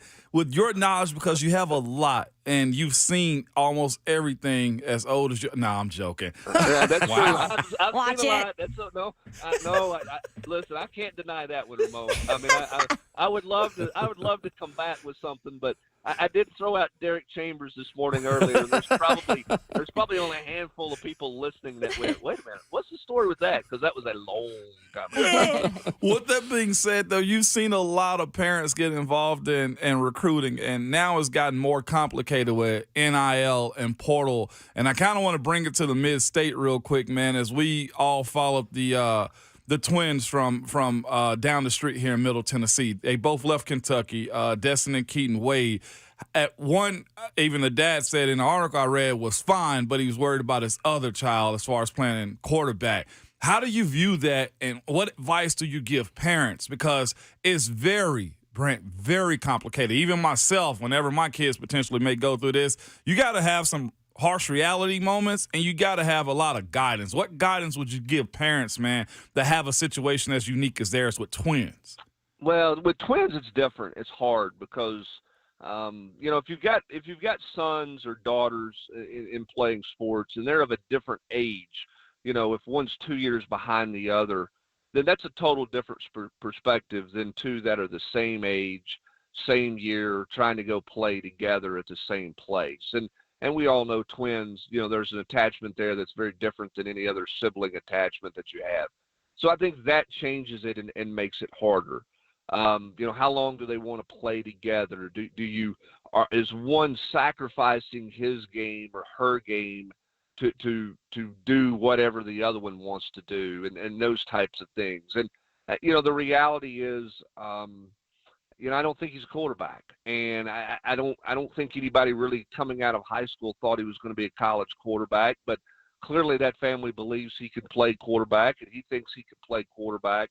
Who's going to give them a chance to do that, and how realistic is that chance? As a parent, I think the greatest struggle through any of that, and it's not just recruiting, but it's the greatest struggle through competitive sports, is at some point the reality of your kid being what your kid is. Because we all want our kid to be elite, right? We all want to do everything we can to make our kid and help our kid be the most successful he can be. We'll pay for trainers, we'll pay for nutritionists and strength coaches and performance coaches and tutoring, and we want to do everything possible to help our kid be great at whatever it is they're trying to be great at, which is wonderful. That's what you want to do. At some point in time, though, you also have to have a reality of kind of where you are and who you are. And I think that moment of having that reality and becoming in tune with that reality is the hardest thing for parents to accept out there. And I think that is the challenge. And so you have to have an open enough mind, Ramon, as a parent to have a difficult conversation with a coach or with an expert or somebody who says, you know what, you got to come to terms with this. Your guy's not going Power 5, right? Your guy, that's not in your guy's best interest. He's the next level down. Focus on that if you need be. You know what I mean? Focus on where you can go play and all those types of things. Now, you don't want to kill your child's dream. Nobody wants to kill their children's dream, and you shouldn't do that. But there is a moment in time, whenever that is, where it has to become a reality, right? I mean, if you're going to play post in basketball and you stop growing at 6 foot, you're probably not going to be a post in basketball. I mean, that's the reality of it, right? It is. And so it's just hard as a parent in this world. It's harder than ever, I think, to grasp some of that. And the transfer portal has made the recruiting side of that, Ramon, even harder for parents, because you may think you got a shot to go somewhere. It may fall your way at the end. And how many times did you see when you were coming through, maybe the guy wasn't the highest recruited guy, but suddenly in January, the board at that school kind of dwindled down and it sort of fell to them and created an opportunity. That doesn't happen as much as it used to, because instead of falling to the point where you take a chance that's maybe a risk on a kid, let's say an Inky Johnson, for example. That's what right? I was thinking of. Undersized, all those things. How did he get to Tennessee? Well, academically, a lot of people were concerned, but Tennessee had a plan for him. And then Tennessee ended up with a spot they weren't expecting to have, and they said, hey, we'll take a chance on this guy. In this day and age, does he get that same chance, or does that school go, you know what, let's go get a guy who's out of the transfer portal that's played a couple of years at Southwest Louisiana, or he's played at a smaller school that we think can step up, okay? Because we don't necessarily aren't going to take a chance on a kid that we're not sure is ever going to be big enough or good enough to play here. We're going to go with someone that is a little more safe, if you will. That's happening in recruiting, and that's unfortunate because it is going to cost some kids some opportunities to get a chance at a bigger school that they would have gotten several years ago. Now, the byproduct of that is go to the smaller school, do well, and then being the guy in the portal a year or two later who's coming from Southwest Louisiana or from a smaller school to land at a Power 5 place. So the journey's different is what I'm saying, Ramon. And as a parent, it's your job to have some realism about the journey, as painful as that might be. Great stuff as always from our friend Brent Hubbs of VolQuest and on 3 at Brent_Hubbs, where you can find him on Twitter or X or whatever we're calling it now. Brent, thank you as always. Great stuff. Thanks, guys. Have Thanks, a great Brent. day. Thanks, Brent. Yes, sir. There's Brent Hubbs.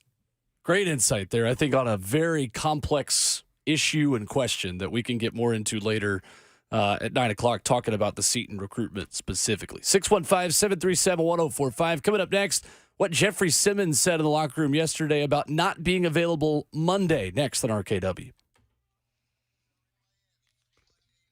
That's the longest answer any guest has had.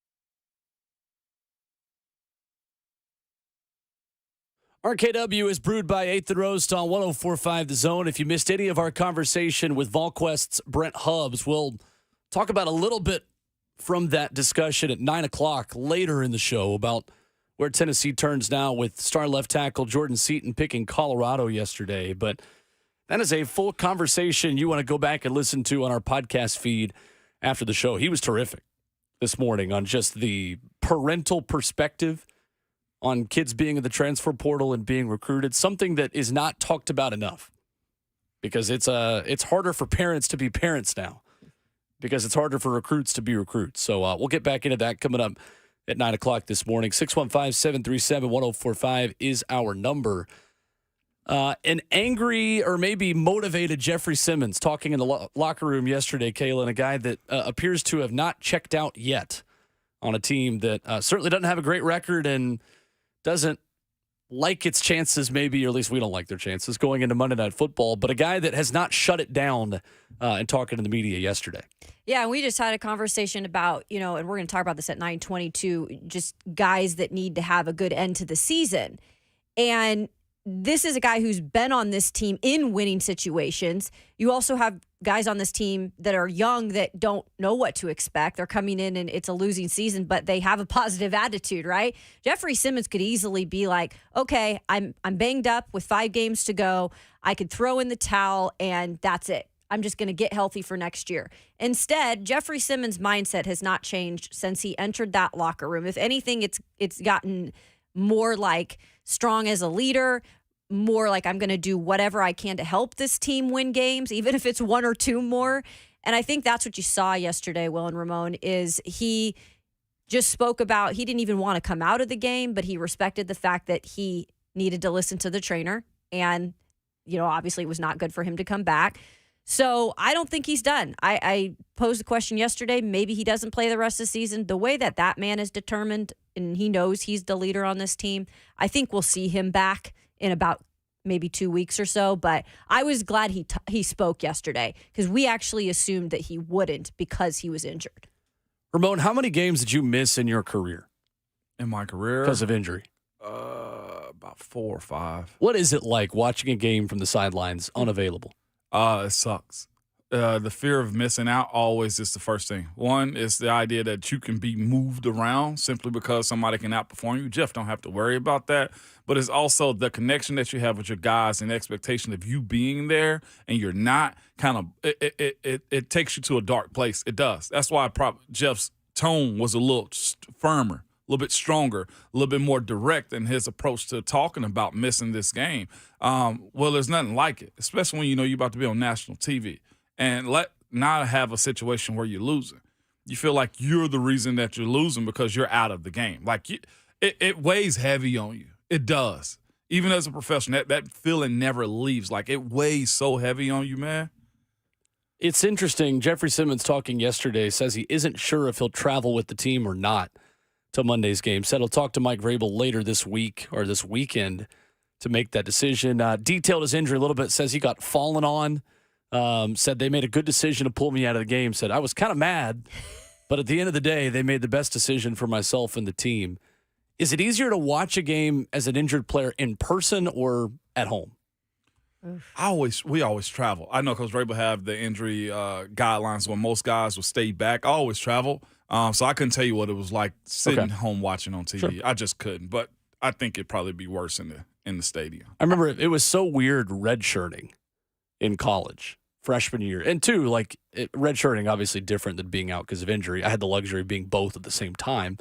And you go every single week, and every time there's a competition, every time there's a game, your mindset is so programmed to, be ready, be ready, be ready. And the second you get out of that routine, it is weird. Mm-hmm. It's anyone who's redshirted in college athletics knows what it's like to it's awful. You feel very detached from everything going on.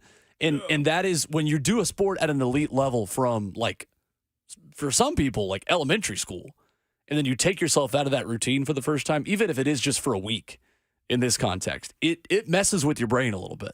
Yes, it does. And practice, for me, I was it was harder for me to practice knowing what is this for? Well, yeah. No, And I know I was not an elite athlete like you were, but no. and I was about as low in the totem pole as you can get. But still, it is, from my perspective, yeah, it was weird. You feel detached. I feel very alone. And to be a part of Yeah. a team feeling detached is probably one of the worst feelings ever, though. Yeah, it really is. I say send him to Miami with the team. Oh, my Just gosh. to be there. I mean, if anything, you probably want to go out now. That too. And I want to see the outfit. I want to see the fit. Jeff's Oh. fits have been on fire. Just saying.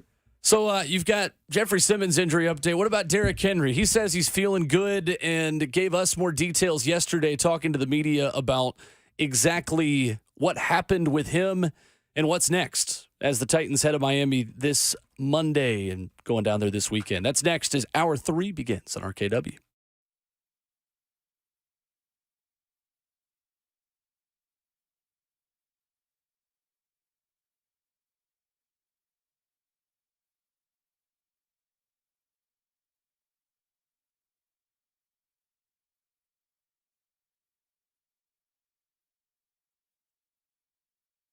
It's Ramon Foster for Hiller Plumbing, Heating, Cooling, and Electrical. This week, Hiller came by my house to check out a plumbing issue I had with the tankless water heater. Man, I'm telling you, it wasn't an issue with Hiller. It was an issue with the tankless heater that, of course, had a warranty on it. They came through, fixed it real quick, went back to their place, grabbed the parts for it, and it was as simple as you could possibly do, man. And guess what? I ended up getting them out to my house. Didn't call them. Simply went to happyhiller.com. If you have anything around your house, whether that be your HVAC system, plumbing, whether that be electrical, reach out to the folks that I know, man, because they do a great job. I get a text message telling me the tech that was coming through. It gave me a time frame that actually came early and actually finished the job way before they was expected to. I'm telling you, this is what they do. They're trustworthy. They walk into your house, they put those shoe covers on so they leave your house cleaner than they found it. Very professional. Very a lot of information given to me about what was going on with my unit. Also, if you have anything that needs to be done around your house,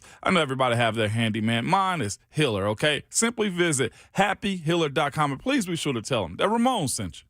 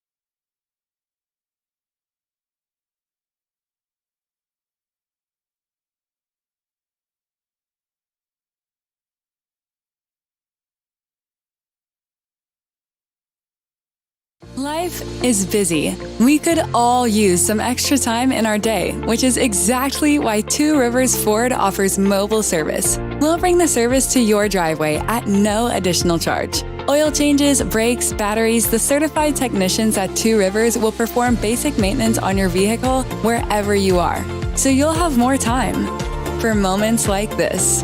Schedule your mobile service appointment by scanning the QR code or calling Two Rivers Ford today.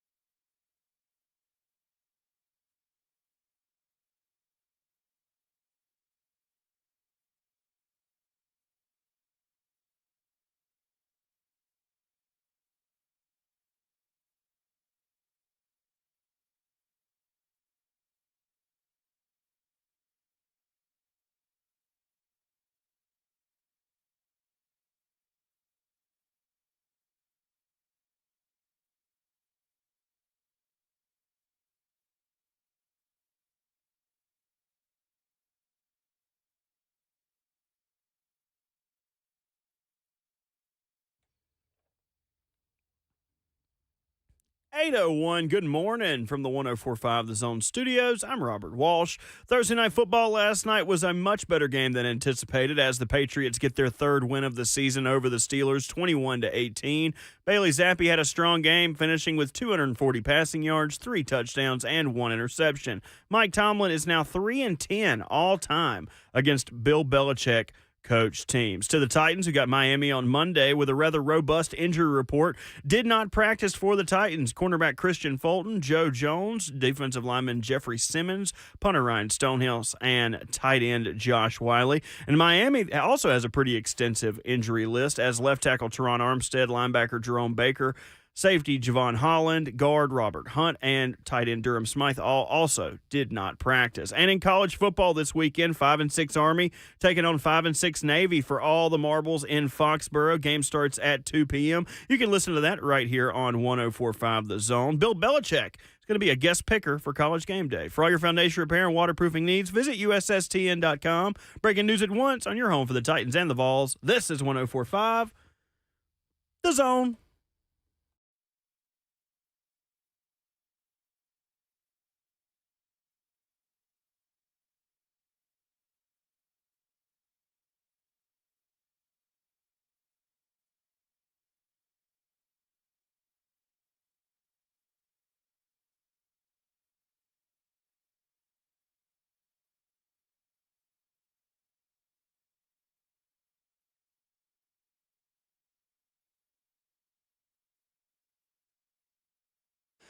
And we are already into the second half of RKW, brewed by 8th and Roast, as the show goes on for 2 more hours on your Friday morning this week. Coming up in 20 minutes, the VOT, voice of the Titans, the boss of the family.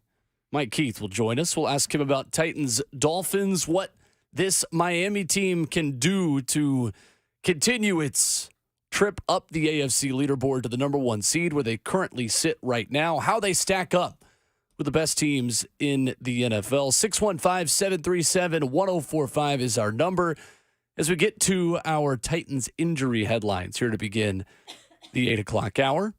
But first, we got to remind the people that on Fridays we have a creed, a message, a pledge, one might say. It says it's Friday and we're going to act like it.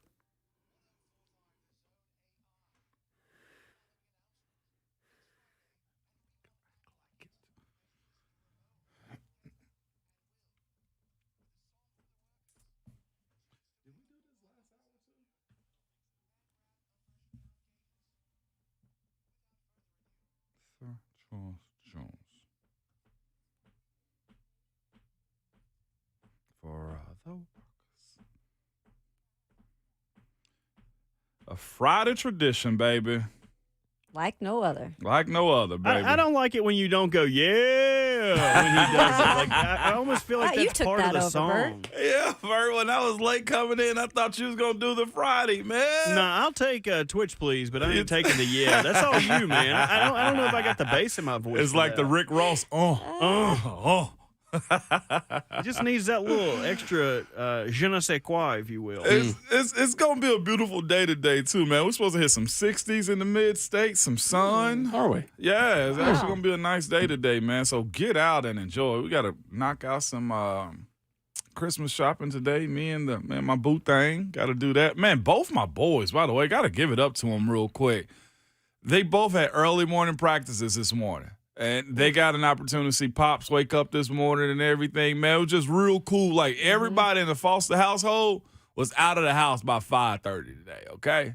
That might be a record. That might be a record. Like, everybody was out. I was out before them, but everybody was out by 5:30 this morning. I was like, you know what? They beat me out this morning. No, the youngest had middle school practice, and my oldest had a high school training session this morning What for time basketball. were those at? 6 o'clock practice for my middle school. But it works out though. You get your Friday. Sure. So it's cool. Yeah. And I think they're splitting gym time with the ladies in the middle school. So the ladies now have the afternoon practice, and they had to sacrifice the mornings. And my youngest had a basketball training session this morning at his school at 6:45. So just sacrifices are being made. Oh, yeah. Which is cool stuff. A lot of people think, oh, my kids don't do this these days. No, you got to introduce your kids to certain stuff like that. If they sit around and you allow them to game all day, and my kids do play games. They do. They game all the time.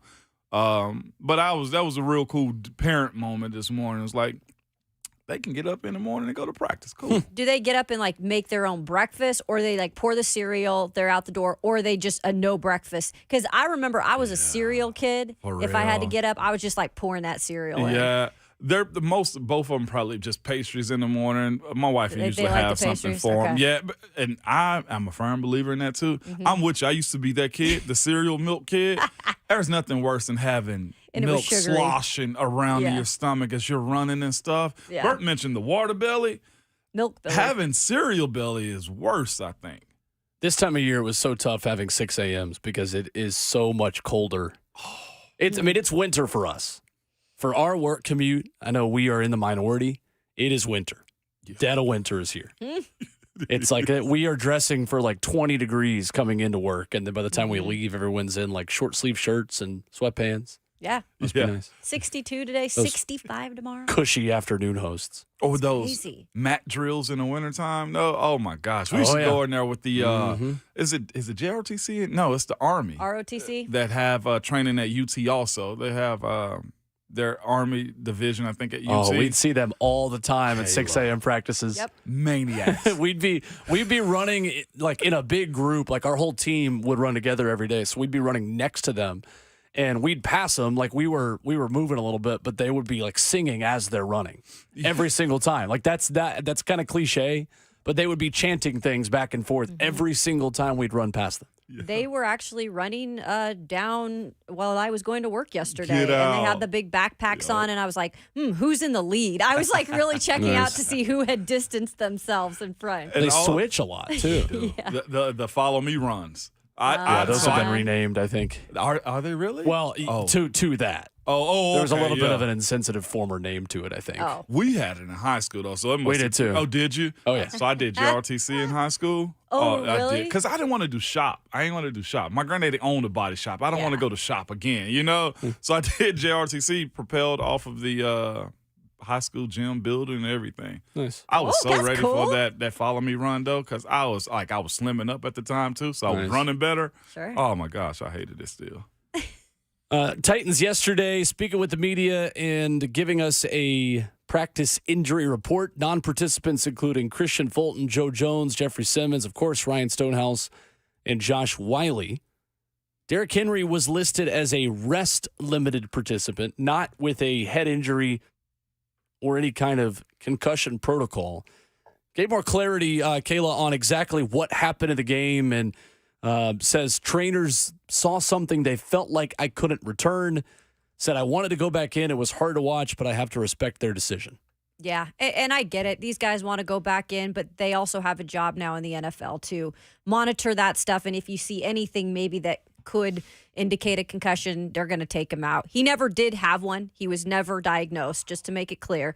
But I did notice, guys, on his right side, his whole cheek was like banged up yesterday. Look, and it might have been from a practice injury, but I'll say that. Like, you could see that his cheek had been hit by something. But he seems ready to go, and I think that's a good thing, just having him for the national perspective for Monday Night Football. So. Oh, for sure. Primetime games, you want to see Derrick Henry. Heck, the NFL wants that to be the case, too, you know? The legend of Derrick grows in prime time is what you expect. I'm hoping they get this ground game running for him. If there's any way to win that game, it's to play great defense by having this Titans offense on the field. And to Derrick getting rest, it's been pretty standard this year that Wednesdays, him and DeAndre have both been NIR on the injury report. So not really anything to be worried about, but worth noting anyway. Yep. 12 games this season, Derrick Henry still with 841 yards, 8 touchdowns, averaging 4.3 yards per carry. Is there anything he can do the rest of this season to change the roster decision that's going to be made on him this offseason? Why are you taking my thought? That's the exact friggin' thought that I just had. Like, Derrick's not ready to be done. Of course not. Absolutely not. Yeah. And as bad as this may sound, but Derrick's auditioning too. Whether it be here or somewhere else. What better way for Derrick to audition than to play in all 17 games? All right. I personally thought Derek had seized up when he got hit the way he did and hit the ground. Man said he didn't have a concussion, not in protocol, passed all tests, fine. I lived that life for him. But luckily for him, if he has the opportunity to get 17, Derek will be a commodity. What tier he is as far as free agency goes, or if he's brought back here, we know his importance. It will be fascinating to see, if it happens, what Derrick Henry would look like. This is an audition for him. And Derek doesn't have to audition for much. But the teams that are going to come after him, what offensive scheme, and just his ability to be available is his biggest test that he has for the rest of this season. Coming up next, Voice of the Titans, Mike Keith will join us. We'll get the Vott's thoughts on how Miami stacks up with the best in the NFL and have Mike preview our conversation for us. That's coming up in hour 4. There are a lot of players who need a strong finish to the season in a big way to keep their spot on the roster or in the starting lineup over these last 5 games. Who needs a big game the most on Monday night in Miami? Voice of the Titans, Mike Keith answers that and more coming up next.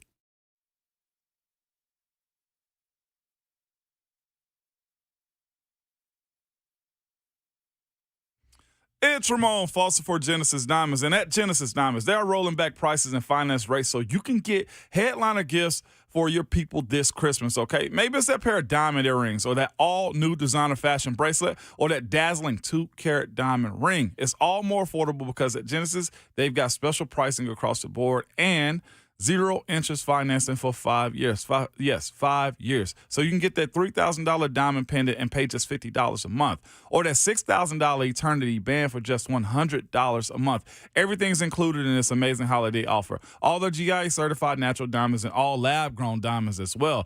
Even all of their luxury pre-owned Rolex watches. Imagine that $15,000 Rolex with just $250 a month. You can even finance the sales tax in that price. So don't let the talks of rising prices and high interest rates dampen your holiday spirit. At Genesis, they're lowering prices and taking interest rates down to 0. Get that amazing gift they deserve and make your money go farther than ever. Merry Christmas from Genesis Diamonds. They're located in Green Hills and Cool Springs and, of course, on approved credit.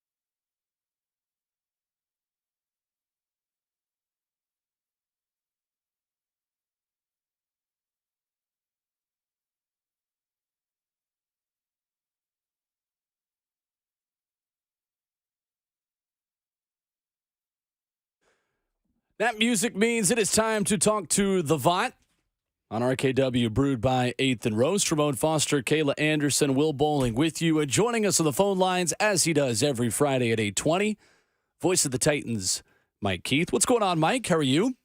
Good morning. Mike, as you look at this Miami Dolphins team and the challenge upcoming for the Titans on Monday, how does this Dolphins group stack up against the best teams in the NFL, in your opinion? I think they're right there. I mean, if you look at their top end, if you look at their, say, 12 best players, their 12 best players, offensively and defensively, are as good, if not better, than anybody else's 12 best players in the league. And you're talking about, not just elite wide receivers, but you're talking about elite offensive linemen. You're talking about elite defensive backs. You're talking about an elite pass rusher in Bradley Chubb.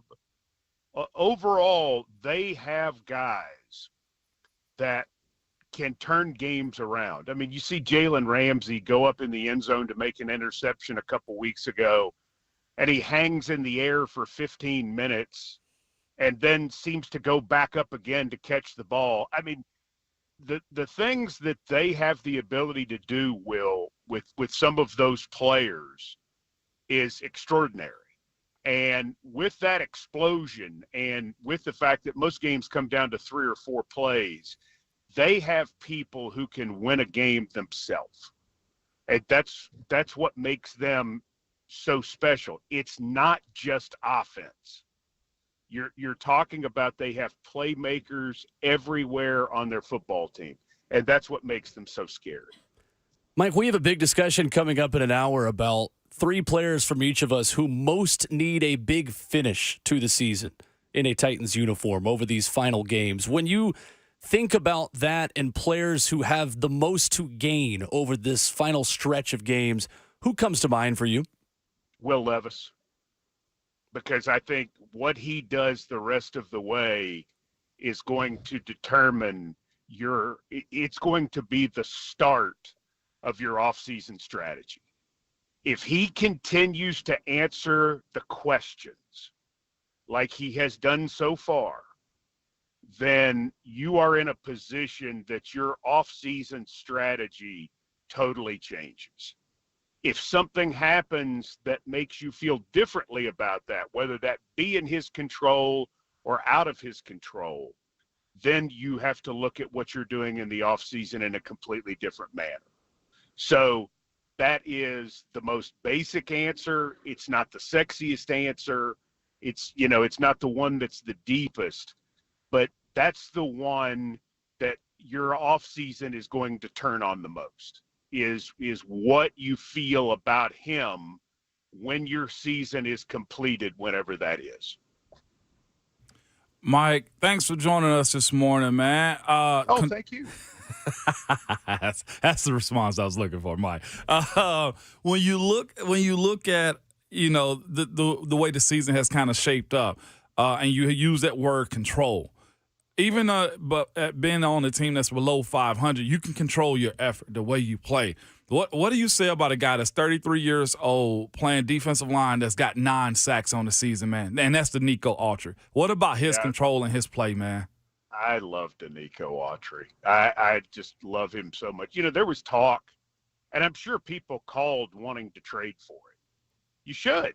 I mean, that's the guy you ought to pick up the phone and call and see if and I don't think there's any way Vrabel's letting him go, and he didn't, because I think this guy sort of represents everything that Vrabel's about, that the Titans are about. I mean, he is a winning NFL player.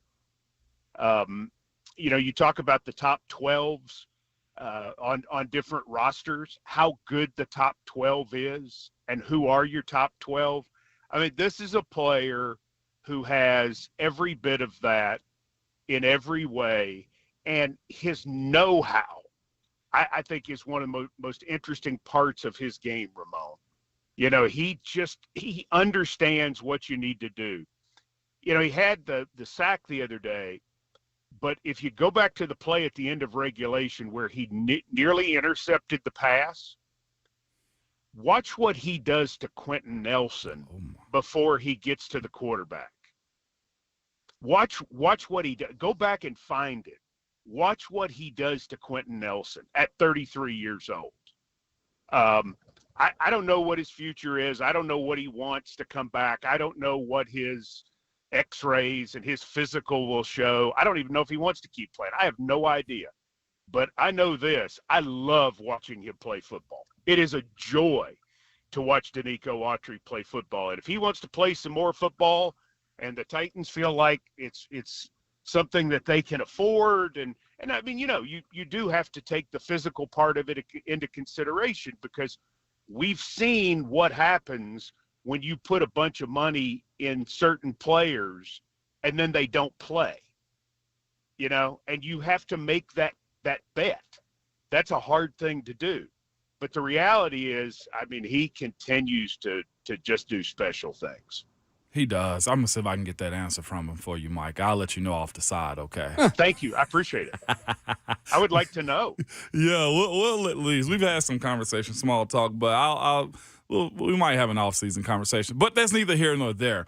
This in-season young quarterback, man, Will Levis, I think players can change the narrative about themselves coming from college to the NFL. I think players, given more time, if they stay in the league longer, become better. They're supposed to, right, Mike?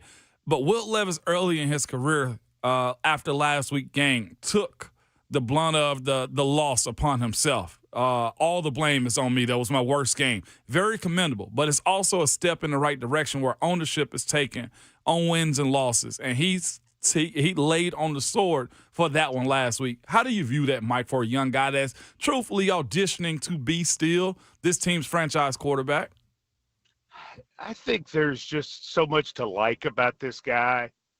I didn't know him very much. I knew he didn't have a great year at Kentucky last year. I certainly understood that and understood where that was all coming from. But in getting to know him, I like him. He's a good guy. And I think they've put him in a situation where they've really worked with him to say, hey, it's not all on you. You're part of the team. Don't feel like all of the pressure is on you to be the guy like you may have in college. Just relax. And I think he's done that. And yet, as he sort of relaxed, he was able to kind of fit in and blend in and learn. And then when he became the starting quarterback, now he's able to sort of let a little bit more of his personality and what he's about come out. And I think they've handled him really, really well. I think he's responded well. Quite frankly, I think this is turned into, some scenarios it's like, well, you draft a guy and he comes in and he gets hurt or he has a bad game and it doesn't work out. And you say, boy, that's tough. I think this with Will Levis, on the other hand, has worked out as well as it possibly could to this point. The time he got to watch, everything that he had, and now stepping in and not only playing well and doing good things, but also having a chance to learn and having a chance to handle good, bad, and indifferent the way that he is. He's the guy. One of the issues for the young man is he was just too hard on himself. He just took everything, so personally. And so what you want him to do is you want him to take ownership, but and he does. But you also want him to be able to let it go, because good quarterbacks throw interceptions. Good quarterbacks make the wrong read at times. That happens. Move on. Let's go. You're playing against Jalen Ramsey. Guess what? Something bad might happen. He's real good, just like you are. So I think that part of him has continued to grow. And I think if it continues over the last 5 games or whatever, I think that's really a good thing. Voice of the Tennessee Titans, Mike Keith, joining us now on RKW. Mike, I spoke with Tajay Spears yesterday in the locker room, another incredible young rookie. And you and I and Ramon and Will talked about how many snaps these rookies have got this year. And it's a lot. What can they benefit from, even though this team may not be winning as many games as they want to? What can they benefit from a rookie class playing this many snaps early on in their career? I think there are two things, Kayla. They benefit from process because they come out of Monday and they say, this is how sore I am. This is what I have to do to get through soreness. This is how I watch the tape to learn from it. This is, they now know things instead of just being told how things may go or being told what to expect. If your role increases, you can expect this. Well, they know. They completely understand all of the things that will go with the process of preparation, of recovery, of the game speed, all of those sorts of things. And then they'll have a very good idea going into the offseason of where they must improve physically. And so, do I need to do this more? Do I need to gain weight? Do I need to lose weight? Do I need to strengthen this? Those are the sorts of things that you gain, not just the experience. The experience is obvious. But I think the understanding of what the pro game is, it's so funny to listen to kids and I shouldn't say kids, young people at the Senior Bowl and how they talk about certain things like they know. And they think they do, and that's okay. I mean, they're not being foolish or whatever. They think they know. And then talking to them after their rookie year, Kayla, especially if they've played, and they're like, that was way different. Right. Because it's not the same game. I mean, even SEC football, for as good as it is, it's not the same game. Great answer, Mike. When it comes to Treylon Burks, how much more can we expect to see with him on Monday? And I know I asked this to you before, but I'm just curious is if he can stay on the field and stay healthy for the remainder of the season, Mike, what do you want to see out of him? Production. Consistent production. That's what they need. That's what they need from him. He can do it. We've seen him do it. He did it in Green Bay last year. The guy's got all kinds of talent, and he's just got to stay on the field and produce. He needs consistent production. I mean, if he could give you over the last 5 games, 20, 25 catches, I mean, four or 5 catches a game on average, and, could make a couple of big plays, and you could throw a deep ball his way or a tunnel screen or run him on a reverse or, all of these different things that he has the ability to do. I mean, that was one of the most exciting things about him as a player coming out of Arkansas he's kind of a running back sort of in the wide receiver's body. And there are those guys in the NFL who are successful doing that. So why can't he do that? Well, the biggest reason he can't is he's not been healthy. And because he's not been healthy, Kayla, he's missed not just games, but he's missed a ton of practice. Yeah.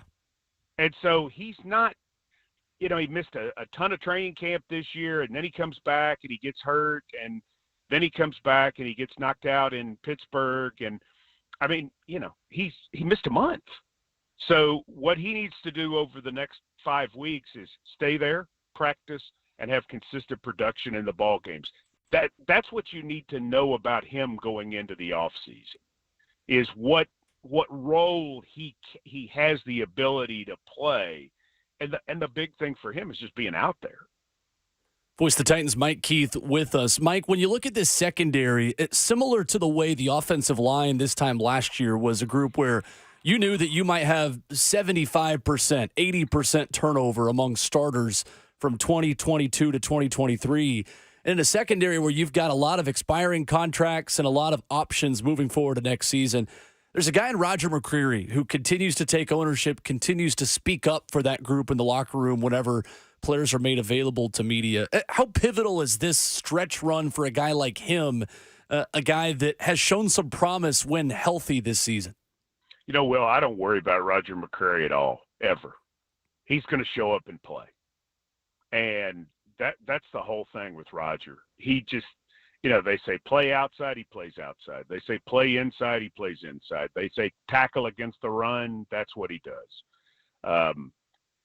Roger McCreary is exactly the type of thing that the Tennessee Titans need more of. They need more guys who find a way to stay healthy, who answer the call all the time, who do the work.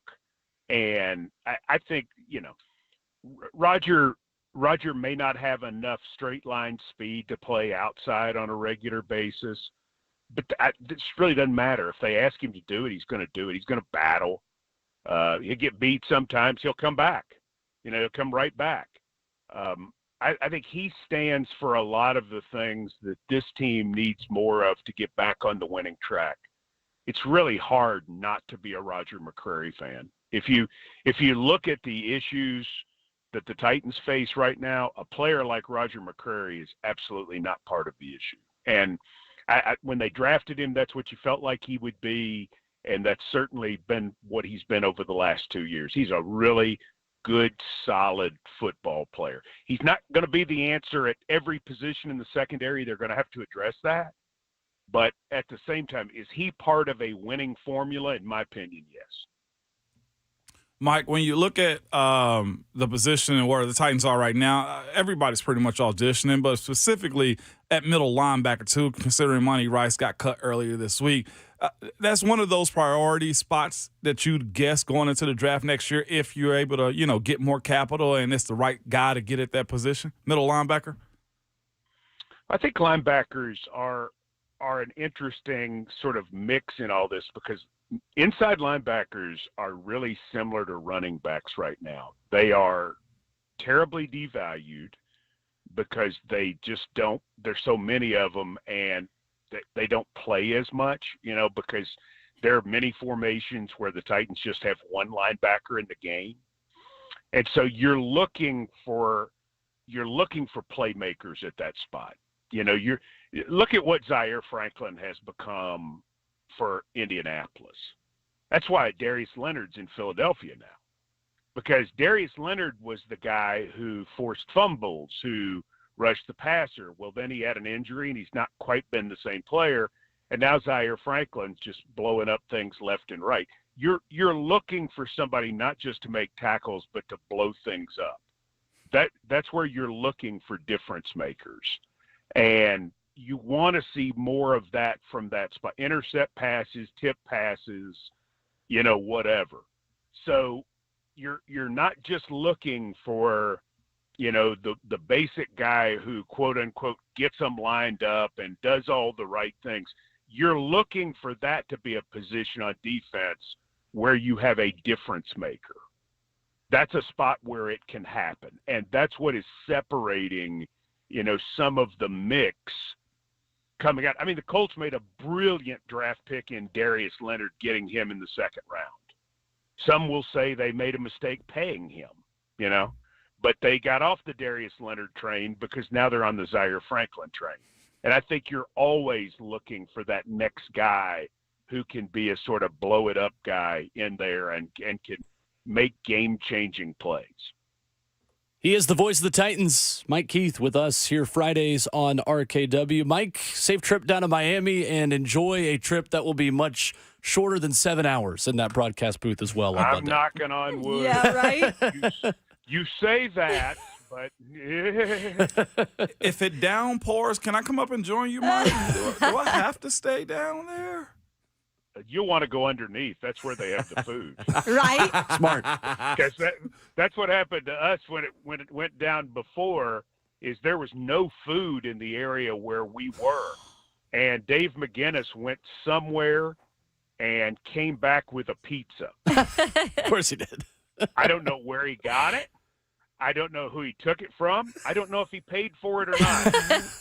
But to this day, I thank the good Lord that we had that pizza. That's we always play the Sopranos music. That's plausible deniability for you there, Mike. Just don't ask questions. You're the boss.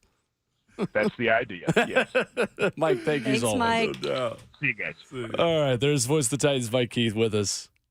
Just don't ask questions. Gotta keep the boss away from the connecting logistics.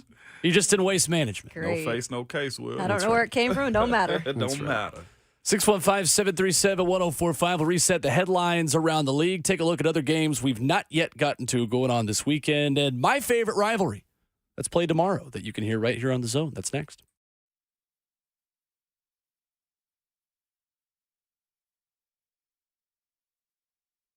Hey, it's Kayla Anderson for the Ingram Agency. Might be wondering, well, what exactly is that?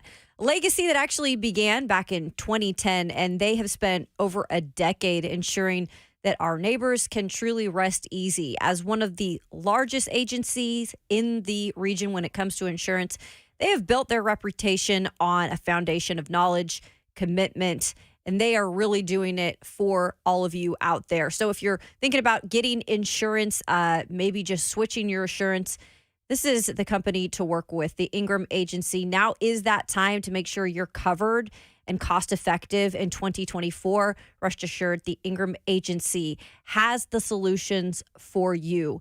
So go ahead and check them out online. You can go ahead and dial in www.ingramagency.com. Rest assured with the Ingram Agency.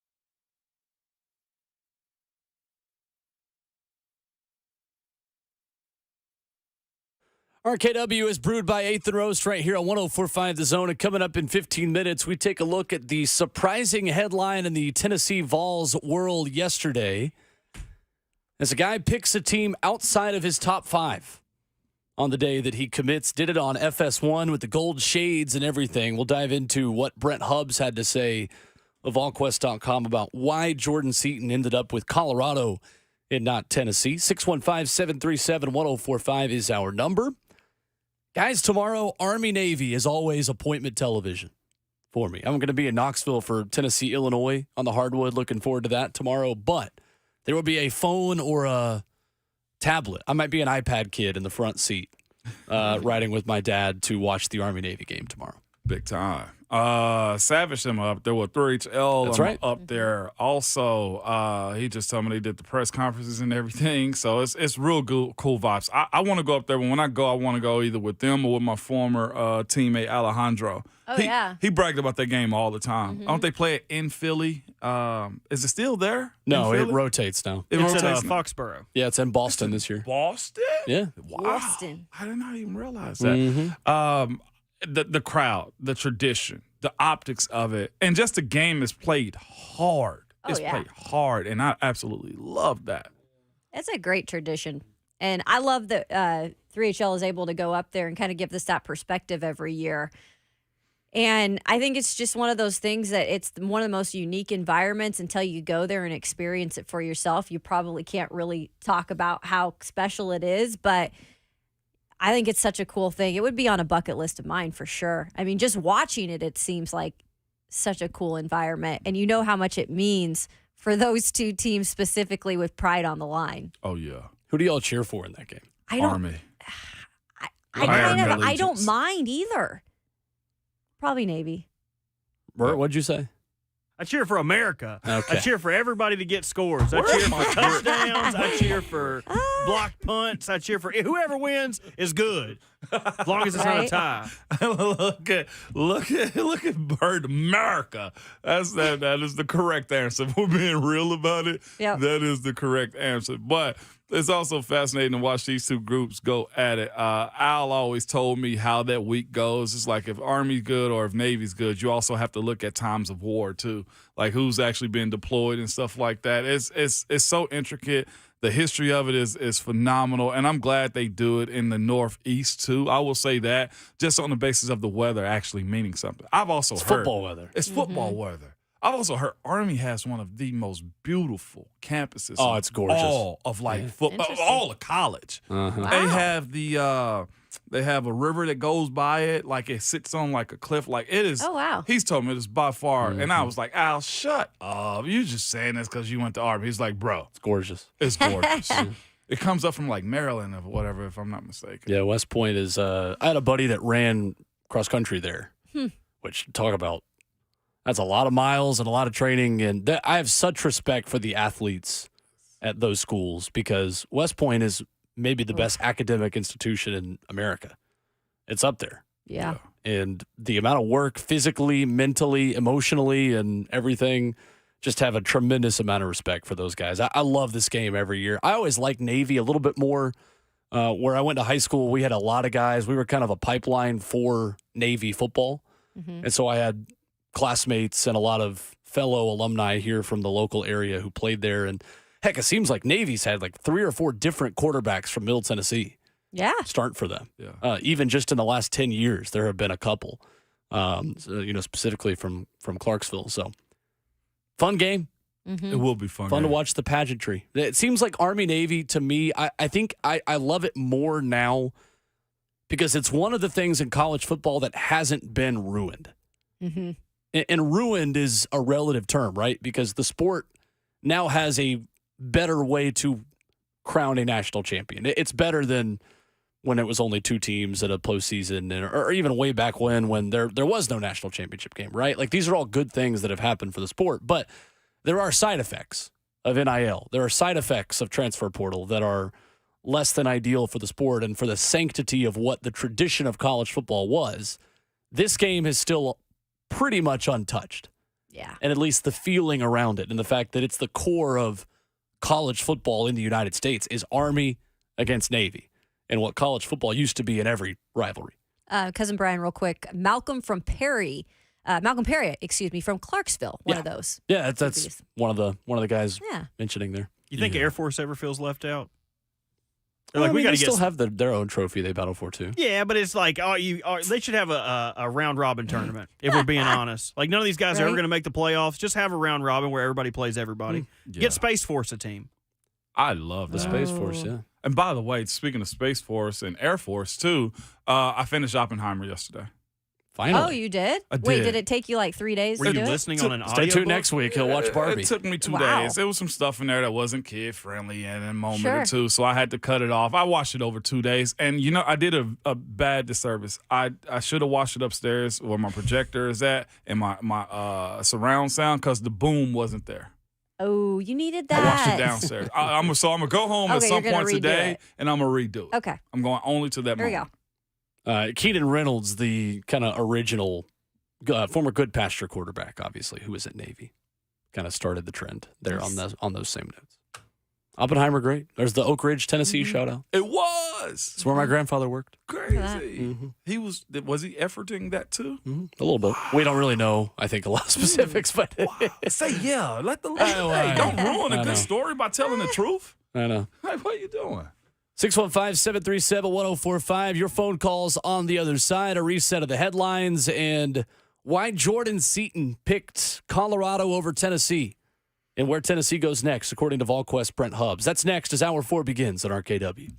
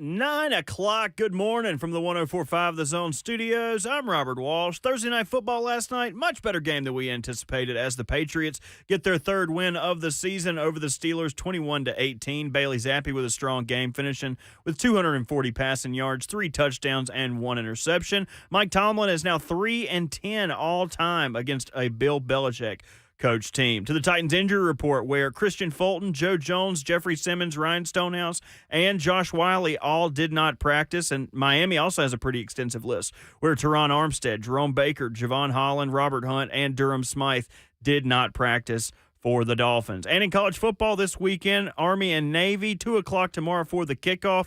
3HO will be there. And also, you can listen to that game right here on 104.5 The Zone. Games for all the marbles in Foxborough. Bill Belichick will be a guest picker for the game on game day. For all your foundation repair and waterproofing needs, visit USSTN.com. Breaking news at once on your home for the Titans and the Vols. This is 104.5 The Zone.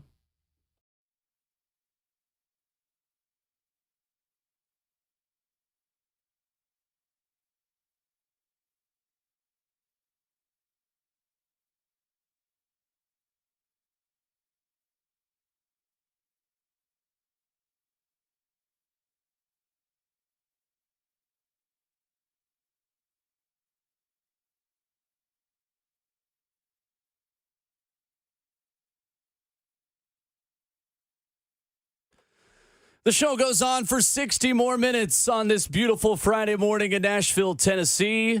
It's a good morning to have a good morning on RKW. Brewed up by 8th and Rose. We got 2 different blends going this morning. The French New Wave.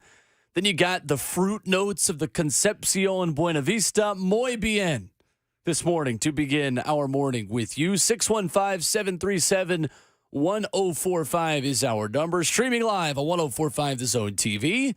You can watch us there on Facebook Live, YouTube, Twitter, or Twitch, as well as the 1045 The Zone app. Ramon Foster sleeping through Twitch, his please. normal words. Thank you so much. I was trying to delay it like Bert. You don't got it like that, man. Just stick to the rivers and streams you're used to. Stick to the yay-yays. Not go chase some waterfalls. Yeah, yay. Yeah, yeah. Yay-yay. There it is. How do you do it? It just sounds so natural. Every time I do it, it just sounds fake. Sounds like I'm trying to be somebody's daddy. Hey, kids, get out of the backyard. You know Sound what I like mean? the ref at the Titans game a few years ago. You got to That get was some so kids to great. develop that, man. That's all it is. Hey. What y'all got going on over there?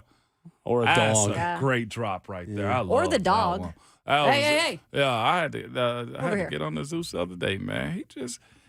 He's getting older and just chilling, man. I'm going to leave him Sure is. alone, though. Man of the house. Hey, Yeah, he's in his older days. he's cool. With a little Enjoying gray beard he got going on now. Same. It's the best. You ain't got no gray beard. What gray beard? Do you got gray, Mom? I do. I got a few strands up you? top. I do have some gray, actually. I'm not kidding. Yeah.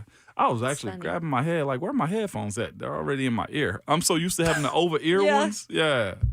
That's what that was right Looks there. clean. I got some grays definitely in my facial hair. Whew, No showing play up. from Mr. Gray.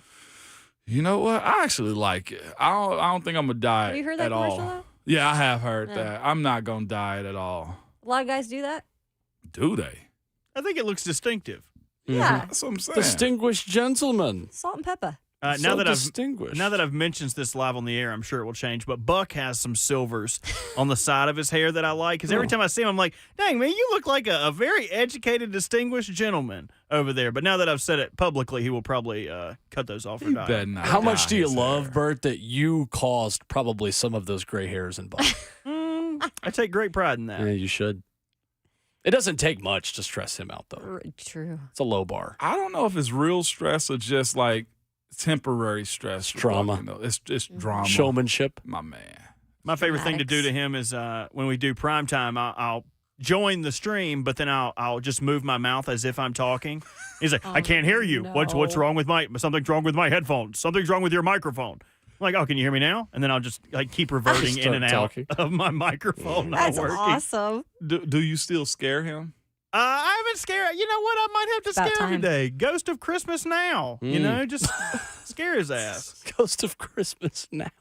Is it time to start watching those shows yet too? Christmas. Christmas Have y'all time. started Rudolph. ruling? Y'all have? I'm not a Well, I only have two that I watch. I only watch Elf and Christmas Vacation. No Home Alone? I love Christmas And Home Alone. Vacation. And Home Alone. Home Alone. Okay. I already Those three. watched that with the nephews when we were back. There's a new Christmas movie with Eddie Murphy, I Candy saw Cane that, Lane. yeah. It is actually pretty good. It's a thriller, so not your basic Christmas movie like, oh, the whole family's going to come together at the end, you know. So but classic Eddie Murphy. I enjoyed it. If you like Eddie Murphy, you'll probably dig it. What's it on, real quick? It's on Prime. Prime. There you go. Oh, okay. Good call. Gotcha. Just like the football was last night. Yeah. It was on Prime. So we talked earlier this morning with Brent Hubbs of VolQuest, as we do every Friday, about the surprising commitment of Jordan Seaton yesterday. Everything, according to national reporters from multiple publications, was pointing towards Tennessee. Why did Jordan Seaton end up at Colorado? Well, this one was a thrill a minute, and we knew it was going to be. In terms of surprising decision, with Colorado being the destination, the school was a surprise. In terms of being, quote, shocked by the news on signing day, I mean, Derek Chambers flipped from Tennessee to Florida on signing day back in the 90s, which was a huge stunner. Patrick Turner committed to SC 5 minutes before he started having his in-home dinner with Randy Sanders and the Tennessee staff. That one was kind of bizarre. So there's been some along the way. There was some signing day flips with a couple of linebackers at Stone Mountain, Georgia, that ended up going to LSU that Tennessee thought they were getting that had been committed to Tennessee. But this one was different for sure. And when Jordan never would tell anybody how he was announcing, just what day he was announcing, and he never really had a time until he kind of threw it out on Instagram yesterday morning. And then when you learned that it was on the show, it was on FS1, and it was on a show with Michael Irvin, then as soon as he popped up on the screen, you're like, well, he's going to Colorado. But because Michael Irvin and Deion Sanders are good friends, and Michael Irvin's done multiple features for that show from Colorado. They did their show live from there. He's been mic'd up at practice with them and different things like that. So once you saw that, you're like, this is not going to be Tennessee. And it ended up not being Tennessee. It's Colorado. And now he's talking about taking an official visit to Oregon and having in-home visits with all of his finalists between now and signing day. So I'm not sure the roller coaster is completely over at this point. We'll have to sit back and watch some popcorn and enjoy that one. I don't think he's going to end up at Tennessee. I think he'll end up at Colorado, but we'll see how aggressive the other schools are in recruiting him, because he duped everybody. Like nobody saw that one. None of the other schools saw that one coming. He was with Oregon on Wednesday for multiple hours, from what I understand, and it was already decided he was going to Colorado at that point. So how does everybody else kind of recruit him the last 2 weeks here will be another side story to this interesting recruitment. That was Brent Hubbs of VolQuest with us earlier this morning. Guys, for a Tennessee recruiting class that is now ranked 12th in the On3 composite, how concerned should Vols fans be that they finished as a finalist but not the winner for another elite recruit? I think it could be good. It's a good sign, but also a little bit problematic, too. You got to get to a point to where you're closing this stuff out. Now, they do. The last couple of years, they've had 2 5-stars commit. Was it Mike Matthews? No, not Mike Matthews. Mike Matthews is 5-star. Mike Matthews, yes, you're right. And For this also upcoming year. the Ross kid also. Jordan Ross has some 5-star composite rankings also. And Nico Lasher. So it's there. To win, look at the teams that are winning. And in it, other than Washington right now, in the college football playoffs, their rosters is riddled with 5-stars. Coach Saban team got better because eventually their 5-star left tackle started playing better. The talent is usually there. The same way you knew it was there potentially with Darnell Wright. And one of the things I think Jordan Seaton said, which is if you're paying attention to what those players are saying that they're almost missing out on, is the fact that Coach Glenn Ellaby has the ability to develop. His communication with Jordan Seaton was apparently flawless. He did everything he should have done in those moments. I do think that they got involved a little bit too late in those moments. But it's a situation where it's optimistic. I just want to see the closing happen a little bit better. Yeah, and it's hard now to tell like what you're doing right or what you can do better because kids are unpredictable. And this is a prime example of it. Colorado, a team that was not in their top 5 or his top 5, And a lot of people surprised by the announcement. And then you heard Brent Hubbs of VolQuest say he might not even be done because he is still going to meet with Oregon and do some of those official visits. So it's still a roller coaster ride. It's not done till it's done. But as a staff, in terms of Josh Heupel and his staff, yeah, I guess you have to just do more, kind of investigating on how you can get these guys, what makes them tick. It's easy right now because Prime is kind of getting all the pub, and he's getting those guys for that reason, and for the reason that I think he really cares about these young men and the development of them. But it's not easy anymore, guys. If anything, it is so much harder to get those key recruits. This was a rare win for Colorado on the recruiting trail, where they have not been great since they kind of went downhill this season. They have the 29th ranked class now in college football, according to the On3 composite. That's one spot ahead of Missouri, one behind Washington, actually, which is ironic considering their place in the college football playoff.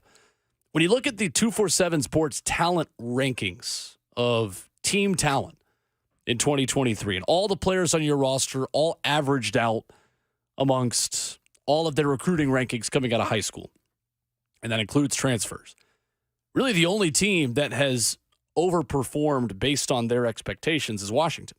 You mentioned them, Ramon. They're 26th in the talent composite. And I think, too, when you look at this Michigan team, they're 14th, right ahead of Tennessee at 16. Florida is actually ahead of Tennessee in terms of the talent on their roster this past year. You can overperform based on your class and your roster, but it takes either an elite quarterback, that's what Washington has had this year, B, elite one-score game production and luck, for lack of a better term. It's what TCU had a year ago. You got to be perfect, no margin for error in one-score games.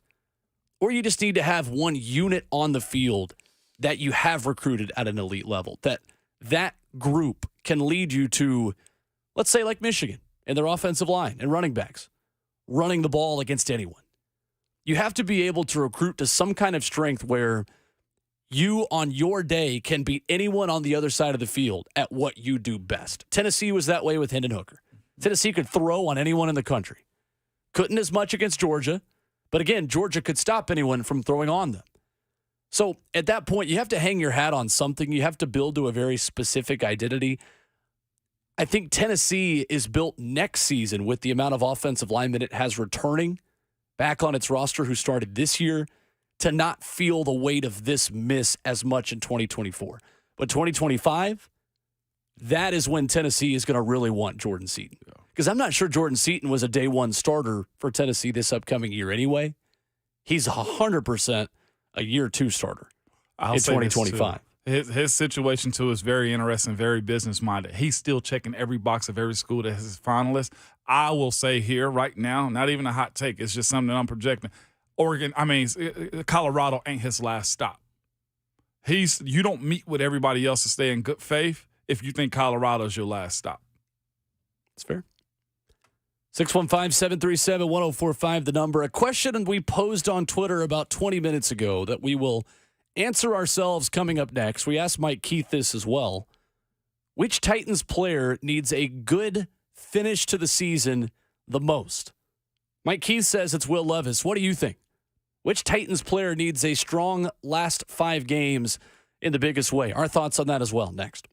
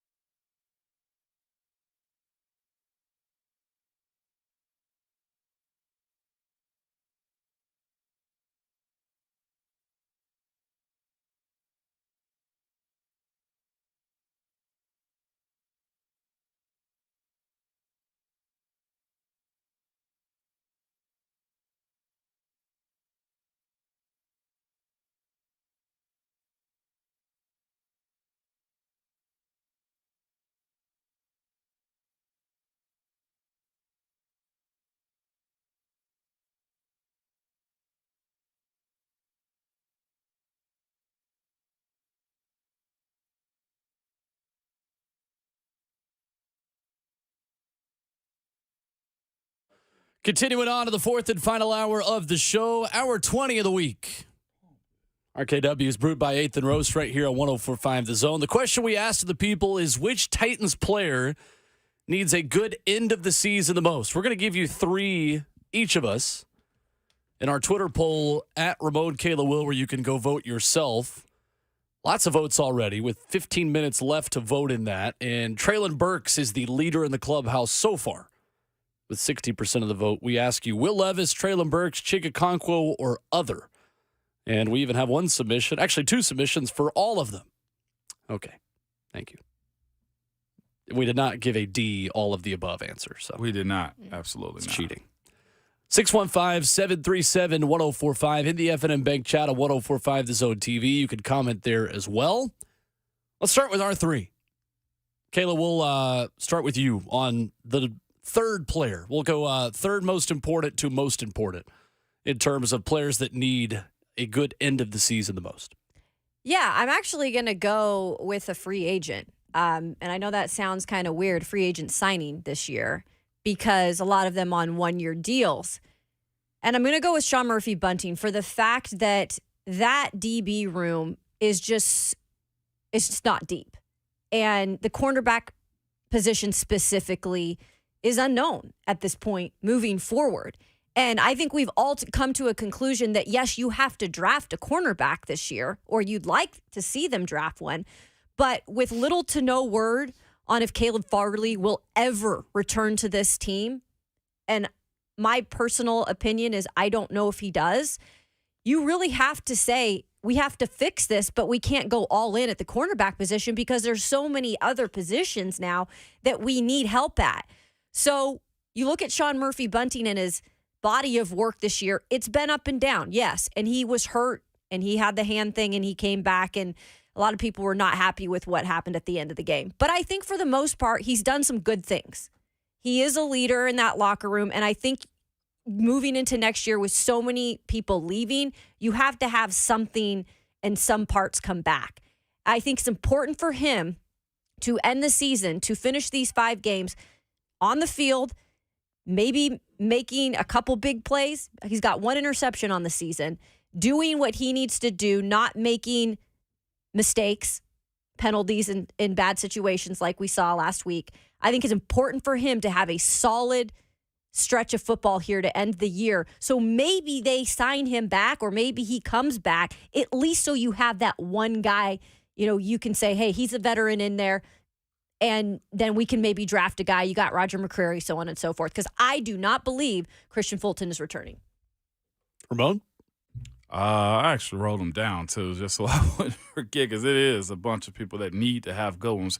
I'll go, my 3 on this list is Jalen Duncan. The other 2 I have, I feel like is way more important. But Jalen Duncan is 3 out of this list on the basis that I think no matter what, he's back on this roster, barring something crazy happening or him just really crapping the bed in the year 2. It'd be awesome to have him be in a position where he can actually solidify, at least be in the conversation of competition next year for left tackle. Also, it complicates this room with the idea that, look, NPF is coming back.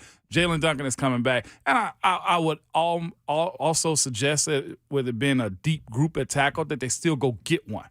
No matter what, the best way to get the best out of your guys is to have competition. For that reason, I think it's important for Jalen Duncan to establish himself as a guy that can hang around and be a pro. I think for sure. My rookie year, I stuck around in Pittsburgh because of those 4 games I started at the end of the season. We went on a 4-game winning streak, and that showed that I can hold my own in those moments. He's in that exact position right now, to where for anything, his floor is raised, and his expectation of what his ceiling is based on how he played moving forward really enhances his ability to compete for left tackle next year, barring what happens with NPF or draft pick. For my third one, I'm also going Jalen Duncan, because I think the ceiling of what he could earn over these last 5 games, and really 7 games if you include his last 2 starts, is he is at least the bridge at left tackle to begin next season at the most, right? I don't know if he can totally win that job with how he finishes this year, guys, but I do think it's realistic for him to earn one of the 2 tackle spots to begin 2024, at the very least as a holdover to whoever is drafted or signed. and most likely drafted, right? I think they like this kid. I think they want him to be one of their best 5 moving forward. The lottery ticket best case scenario is he's your left tackle. I think it's more likely he's your right tackle moving forward, a guy who's already played in both spots. But I'm going to say Jalen Duncan as a guy who I think on this roster, and the theme of what I have in my 3 is that these are all guys that you are very confident are back next year, who are fighting for places to begin the starting lineup in 2024. And just starting there to piggyback that one more time, too, is this. If we are having a conversation about who's the 3 starters and you know all 3 can start if they draft the first-round left tackle next year, great. I think complacency ruins a lot of good things, meaning that if a guy know he's safe, then he's forever going to do what's just the minimum requirement, depending on what their mentality and mindset is. But, yeah, I love the idea that you can potentially have 3 young guys, including NPF, battle it out for who's going to be a starting right and left tackle, with the idea that everybody inside of your room has high pedigree or a lot of playing experience as the way Jalen Duncan and NPF could if a rookie comes in and started left tackle. Kayla, second pick? That's why my Jalen Duncan is the second pick. Because I think that offensive line is so critical to everything on this offense moving forward and the success of it. Because I think we're seeing Levis move in the right direction. I think we could see even more from him next year if they start to get the right pieces in place. And like Ramon always says, it takes a minute for those to gel. But if you can at least say those are our pieces and you don't have to keep shifting them throughout the season, then at least you can move forward with that conversation and then let them grow. And that's why I think having Jalen come in at this time, while it stinks for this year that you're having to go down to your 6th-round pick, maybe it's a blessing in disguise. Because I'll say this, guys, when we've spoke to him in that locker room, I can already see growth in him in the way that his confidence is building, whether that be because he's had a little more success with the run blocking and he knows his pass blocking needs to improve. But he does like the left side. He prefers the left side. That's what he told us. And you know what? Then go out there and win the job, young fella. And that is what he has the opportunity to do. And maybe he doesn't get that starting spot if they do decide to draft somebody else. But at least you can, like Will said, put him on the right side perhaps, or just have him as a guy that you have there to put in if you need to. But I think this is critical to have Jalen Duncan continue not only to grow, but to build confidence in himself that he can win that spot next year. Second most for you, Ramon. Most important. Rashad Weaver. Ooh, interesting. Yeah, okay. Rashad's got to show up. He's got to. The projection that we had for him this year was he'd be a guy to get you 5 to 7 sacks. He's been a healthy scratch some games. He's trying to figure out how to get to the quarterback, it seems like, in a more complicated way this year. I don't know what they're asking him to do defensively as far as his assignments on the plays that are called in. But the idea that his athletic ability and what he did in year 1 and not be followed up in year 2 is essential. You got to understand, Rand didn't bring him in. Vrabel likes him, it seems, but he's also been a healthy scratch. He's also been deactivated and brought and have guys who are undrafted free agents play ahead of him. It's been a situation where they went and traded for a guy this preseason or ended up getting Travis Gibson, and basically inactivated Rashad Weaver. I think the challenge of him, considering didn't get the production you thought you wanted out of Harrell. Arden Key's been hot and cold also. So where's the youth movement when it comes down to this team being in a position to where you feel confident that Rashad Weaver is not just a roster spot. He's not just a special teamer. I think his finish this year has to be at the top of the list when it comes down to what next year is going to look like for him. We talk about 40+% roster overhaul last year. Right. Mm-hmm. Like, guys are on the clock when it comes down to, hey, there's no reason for you to be packing it up. Prove yourself why you want to be on this 53-man roster. And Ramon, he went and got strength too. That was a big part of Weaver in the offseason, was he went and put on some strength, and it just it didn't seem to pan out in terms of helping. I don't know. As a 4th-round pick, it's time to perform. 2021 4th-round pick in Rashad Weaver. My second one, I'm going to go Roger McCreary. I think he is the most likely corner to be back out of all of this secondary next season as a starter. I don't think it's particularly close. And interesting, Mike Keith had this to say about Roger in the last hour of the show. Will, I don't worry about Roger McCreary at all, ever. He's going to show up and play. And that's the whole thing with Roger. He just, they say play outside, he plays outside. They say play inside, he plays inside. They say tackle against the run, that's what he does. Roger McCrary is exactly the type of thing that the Tennessee Titans need more of. They need more guys who find a way to stay healthy, who answer the call all the time, who do the work.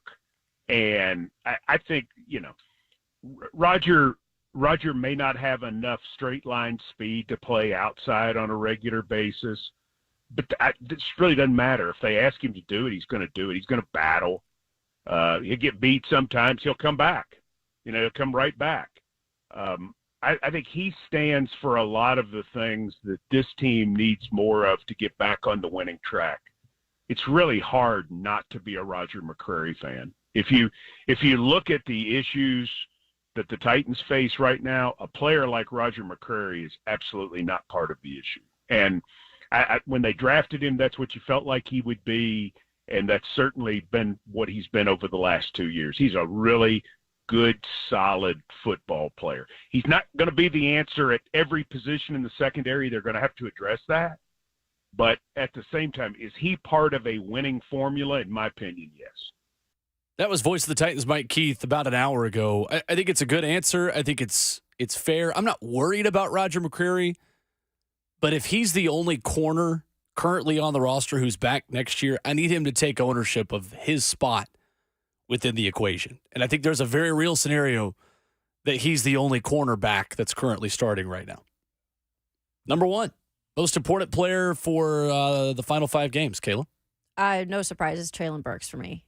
And, we've talked about him endlessly since he's been drafted.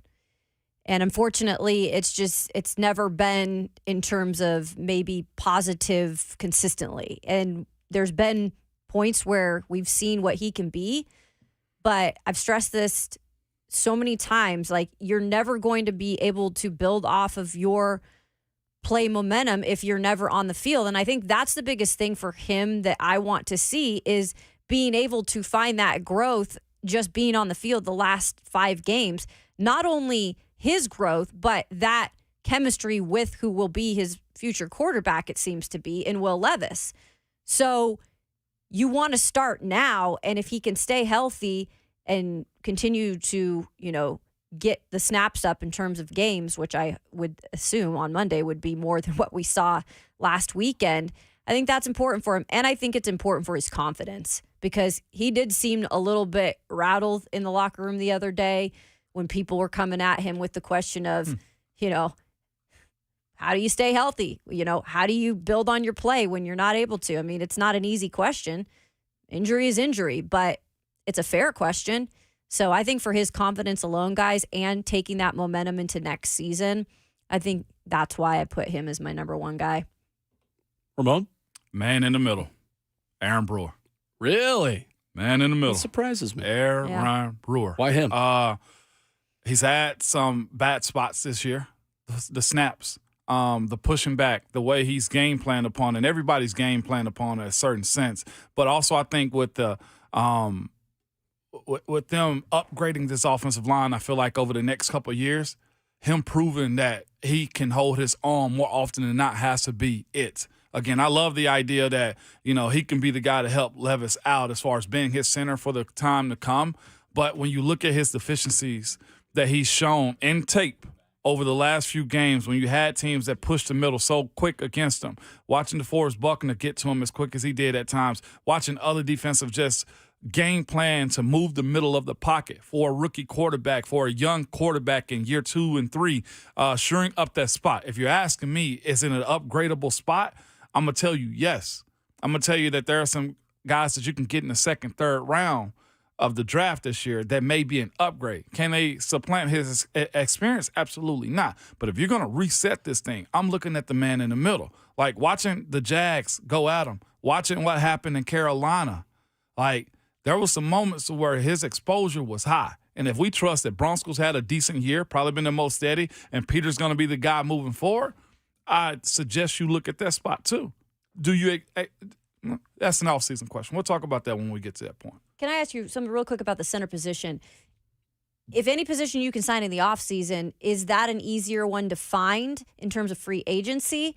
Because they have other needs in terms of the draft. I don't know if you would draft a center, but could you go find an upgrade more easy than other positions I would draft one. I just say as a fan base, can you stomach having a draft where the first 2 rounds of this year be tackle and center? So you go 1 and 2. If we're going tackle, if it's the best available spot is tackle and first, and if there's a second and third round center, do the 2 of your top 3, can you stomach that as a fan base? Because if we're being real, it's probably the pathway that you need to take. Finding a free agent center, they're either older already or they're a guy that haven't played and proven themselves. Yeah, I think you want a younger guy to grow up playing next to Peter Skronsky his whole career. Yeah. And whoever else you might draft at guard. For me, it's Traylon Burks. It's got to be. You don't have to be A.J. Brown, but be a first-round pick. Be a consistent deep threat target. I think that's the ultimate role for Traylon moving forward. If he is still in this lineup moving forward, he's the deep ball guy. Just master one thing. I need Traylon Burks to be great at one thing right now, and we'll worry about staying healthy and putting together a whole season next season when you've got a whole year with Will Levis. But I think for now, be a deep threat target and bring down those 50-50 balls that right now are more like 70-30 for the defensive back when it's up in the air for Traylon. I am surprised none of us said Will Levis, and we'll get to Mike Keith's answer on that coming up after the break. But nobody with Levis is interesting to me. I wouldn't disagree, but I think Mike said it best, so we'll let him do it. Andrew in Portland is next, 615-737-1045. What's up, Andrew? Hey, good morning. So I'm not saying that my pick is Kyle Phillips, but I am kind of Ramon, I have a question for you. I heard you on 3HL last night, and I'm not going to pretend to admit that I know your stance on Mike Vrabel and being on the hot seat is, I think, was part of the topic. But there are a lot of things that validate that, in my opinion. I think he's a great coach. I don't think he should go anywhere, but I can understand why people are making the claim that he needs to be fired or maybe moved on from next season. Things such as benching Kyle Phillips. I mean, he benched Kyle Phillips for Colton Dowell because Colton Dowell is better at special teams. There's a story that was written, I think it was by Terry McCormick about it. Kyle Phillips was becoming Will Levis's number 2 target. And he was actually putting together a string of great games, which could actually make him a good wide receiver for us. And all of a sudden he's benched. It's decisions like that and statements such as we don't want to play Golden State Warriors football that make me kind of feel like Mike Vrabel's philosophy may be leaving him in the dust, if you will. So just wanted to get your comments on that and elaborate on what your stance was. See y'all. Thank you, Andrew. Real quick, Kyle Phillips doesn't have a stance at all. If he was inactive, it was the best for the team for me. Like I saw, or Kayla told us, somebody in the chat said a word on the street is Kyle Phillips is upset about being deactivated. So do better, play better, get on the field, prove to us in year 1 why you deserve a little bit more reps. This ain't a happy boys club. Like, we got to get past being fan favorites with stuff. If you were deactivated, it's probably better for the team, or you weren't good enough to be activated that week. I could care less about a guy's feelings. And I know the coaching staff does too. Like, you got to I'm done. It's Friday. We're going to act like it. But Yeah, I that's think just you are me. acting like it right now. I am. No, screw his feelings. This is the way I feel about it. In But he's sports, not you a get punt what you returner. deserve. He's not a punt returner anymore either. So that's less special teams contributing that you're going to do now. And Andrew, I wasn't going at you. It's just the mindset that feelings go into wins and losses. How you feel on Monday morning when your team loses? Coaches don't want that either. Great question, Andrew. I'm not dismissing it, but feelings don't matter when we're trying to win and jobs on the line. Coming up next, we'll play the audio of why Mike Keith says Will Levis is his answer for the Titan that needs a good finish to the season the most. Your phone calls and comments on the other side at RKW.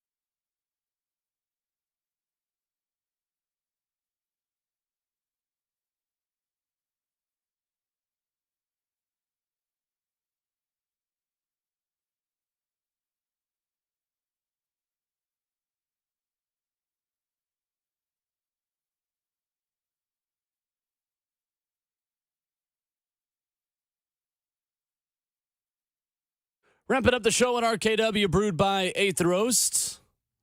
Army Navy tomorrow, Tennessee and Illinois. A sellout just announced in Thompson Bowling Arena tomorrow in the Thompson Bowling Arena at Food City Center. I'll grab some groceries on my way home tomorrow from Knoxville. Let's go back to our topic to finish out the show. Which Titans player needs a strong finish to the season the most?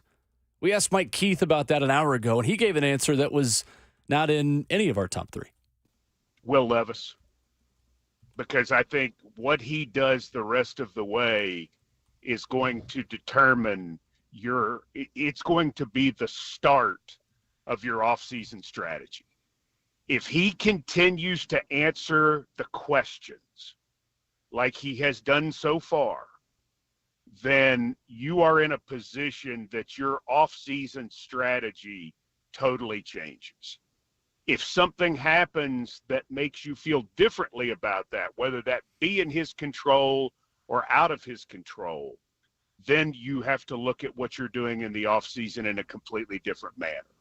So that is the most basic answer. It's not the sexiest answer. It's not the one that's the deepest, but that's the one that your off season is going to turn on the most, is what you feel about him when your season is completed, whenever that is. Good stuff. Yeah. Yeah. Makes you think a little, doesn't it? Let's go to Micah in Nolensville as we begin to wrap up the show. What's up, Micah? Hey, thanks for taking my call. I was thinking that the player that needs to have the best offseason, Tier Tart, he only has 1 sack on the season this year. Jeffrey Simmons gone out. He just hasn't been very explosive, and I think what a lot of people thought would be a big jump this year for him, and he just hasn't looked very good. So I think he needs to have a good season and just finish out strong for the Titans. Thanks for taking my call. Thank you, Micah. Thank you, Thanks, Micah. And he needs to step up on Monday night. I don't know if Tierra wants to be here. I don't know. I think he's one of those guys that for his own trajectory needs a good finish. Sure. But as far as the Titans are concerned, in the words of Magic Johnson, he ain't going to be here. Yeah. I got to give Micah flowers, though. It is an art to be a good caller. Micah always comes in and he is concise. Yep. He has a great point, and he gets out of the way. So, Micah, you are caller of the day. 1 gold star to Micah. There we go, Micah. Hey, Micah. 10 points to Gryffindor Very nice. for moral fiber, whatever Dumbledore says at the end of that. I actually thought Tierra would actually make the list too. I did. I think it's fair to kind of question him and expect him to play better and step up even higher in this role. A lot of guys will be stressed in Monday night in Miami because a lot of leadership isn't there. And when I say a lot of leadership, it's primarily Big Jeff not being out there on the defense. Like whoever you are, young fellow, or if you're Tierra or if you're Rashad, like watching what Harold Landry does this weekend too, it's going to be crucial, especially if Teron Armstead doesn't play. Mm-hmm. We don't have time for any more calls, but what was the honorable mention, odd man out, that you almost ranked in this and didn't put in there? Odd man out in this one? Mine was Skoronski. Mine was Aaron Brewer. See, I just don't think Brewer, I don't think there's anything Brewer can do to be the starting center at this point. I think your decision is already made at center to me. He's such a Mike Vrabel dude, though. I don't know. I never put it past Vrabel. I look at Brewer more out than in too. I think you did the experiment. Is good. But he was one of your guys. He was until I saw him as a full-time starter. Like that narrative can change too. No, I'm just saying he was one of them that needed to finish. No, strong. I say that needing to finish as into needing to have a job. It's got to earn it back. Yeah, that's what I'm saying. Like I look at the guys I named were guys that I thought, except for Jalen. But Jalen is starter, non-starter conversation. I look at Rashad's situation and Aaron Brewer in my top 3 as guys that have to prove why they gonna make the team next year if they're invited back to camp. And that's why I put an Aaron on mine. Yeah. I don't think he's an easy cut. I just think that he could still do enough to earn it back. I'm not saying that will be the right decision, but Vrabel does like this guy. He does. Yeah. Another honorable mention would be coaches. Name them. Oh, yeah. There's a lot of evaluating. Everybody, when you lose, stuff changes. Jason Hoteling after 1 year? Yet to be seen. I don't know. After 1 year, I had an offensive line coach that got fired after 1 year, too. Yeah. Could happen. Could happen. Secondary? I mean, Rand's new. That's what we're dealing with. Yeah. You can't imagine walking into this room and you ain't got no friends, nobody you can trust. Mm-hmm. Everybody's up until you know you've shifted your powers. That's the week. Another good one. You at RKW, appreciate you for joining us. Appreciate Mike Keith, Brent Hubbs, all of you who stopped by to watch, listen, and chat with the conversation this morning. The Buck Rising Show is up next. Tajay Spears on the Buck Rising Show today at 12:25. Tajay's so listening. Stay tuned for that and much more. Ramon Foster sent us home on a weekday. Hey, you can have a stress-free weekend. No Vols, no Titans. Got Army, Navy, 3HLs doing their thing. But you must remember at all times, your Twitter fingers and your mic is always hot.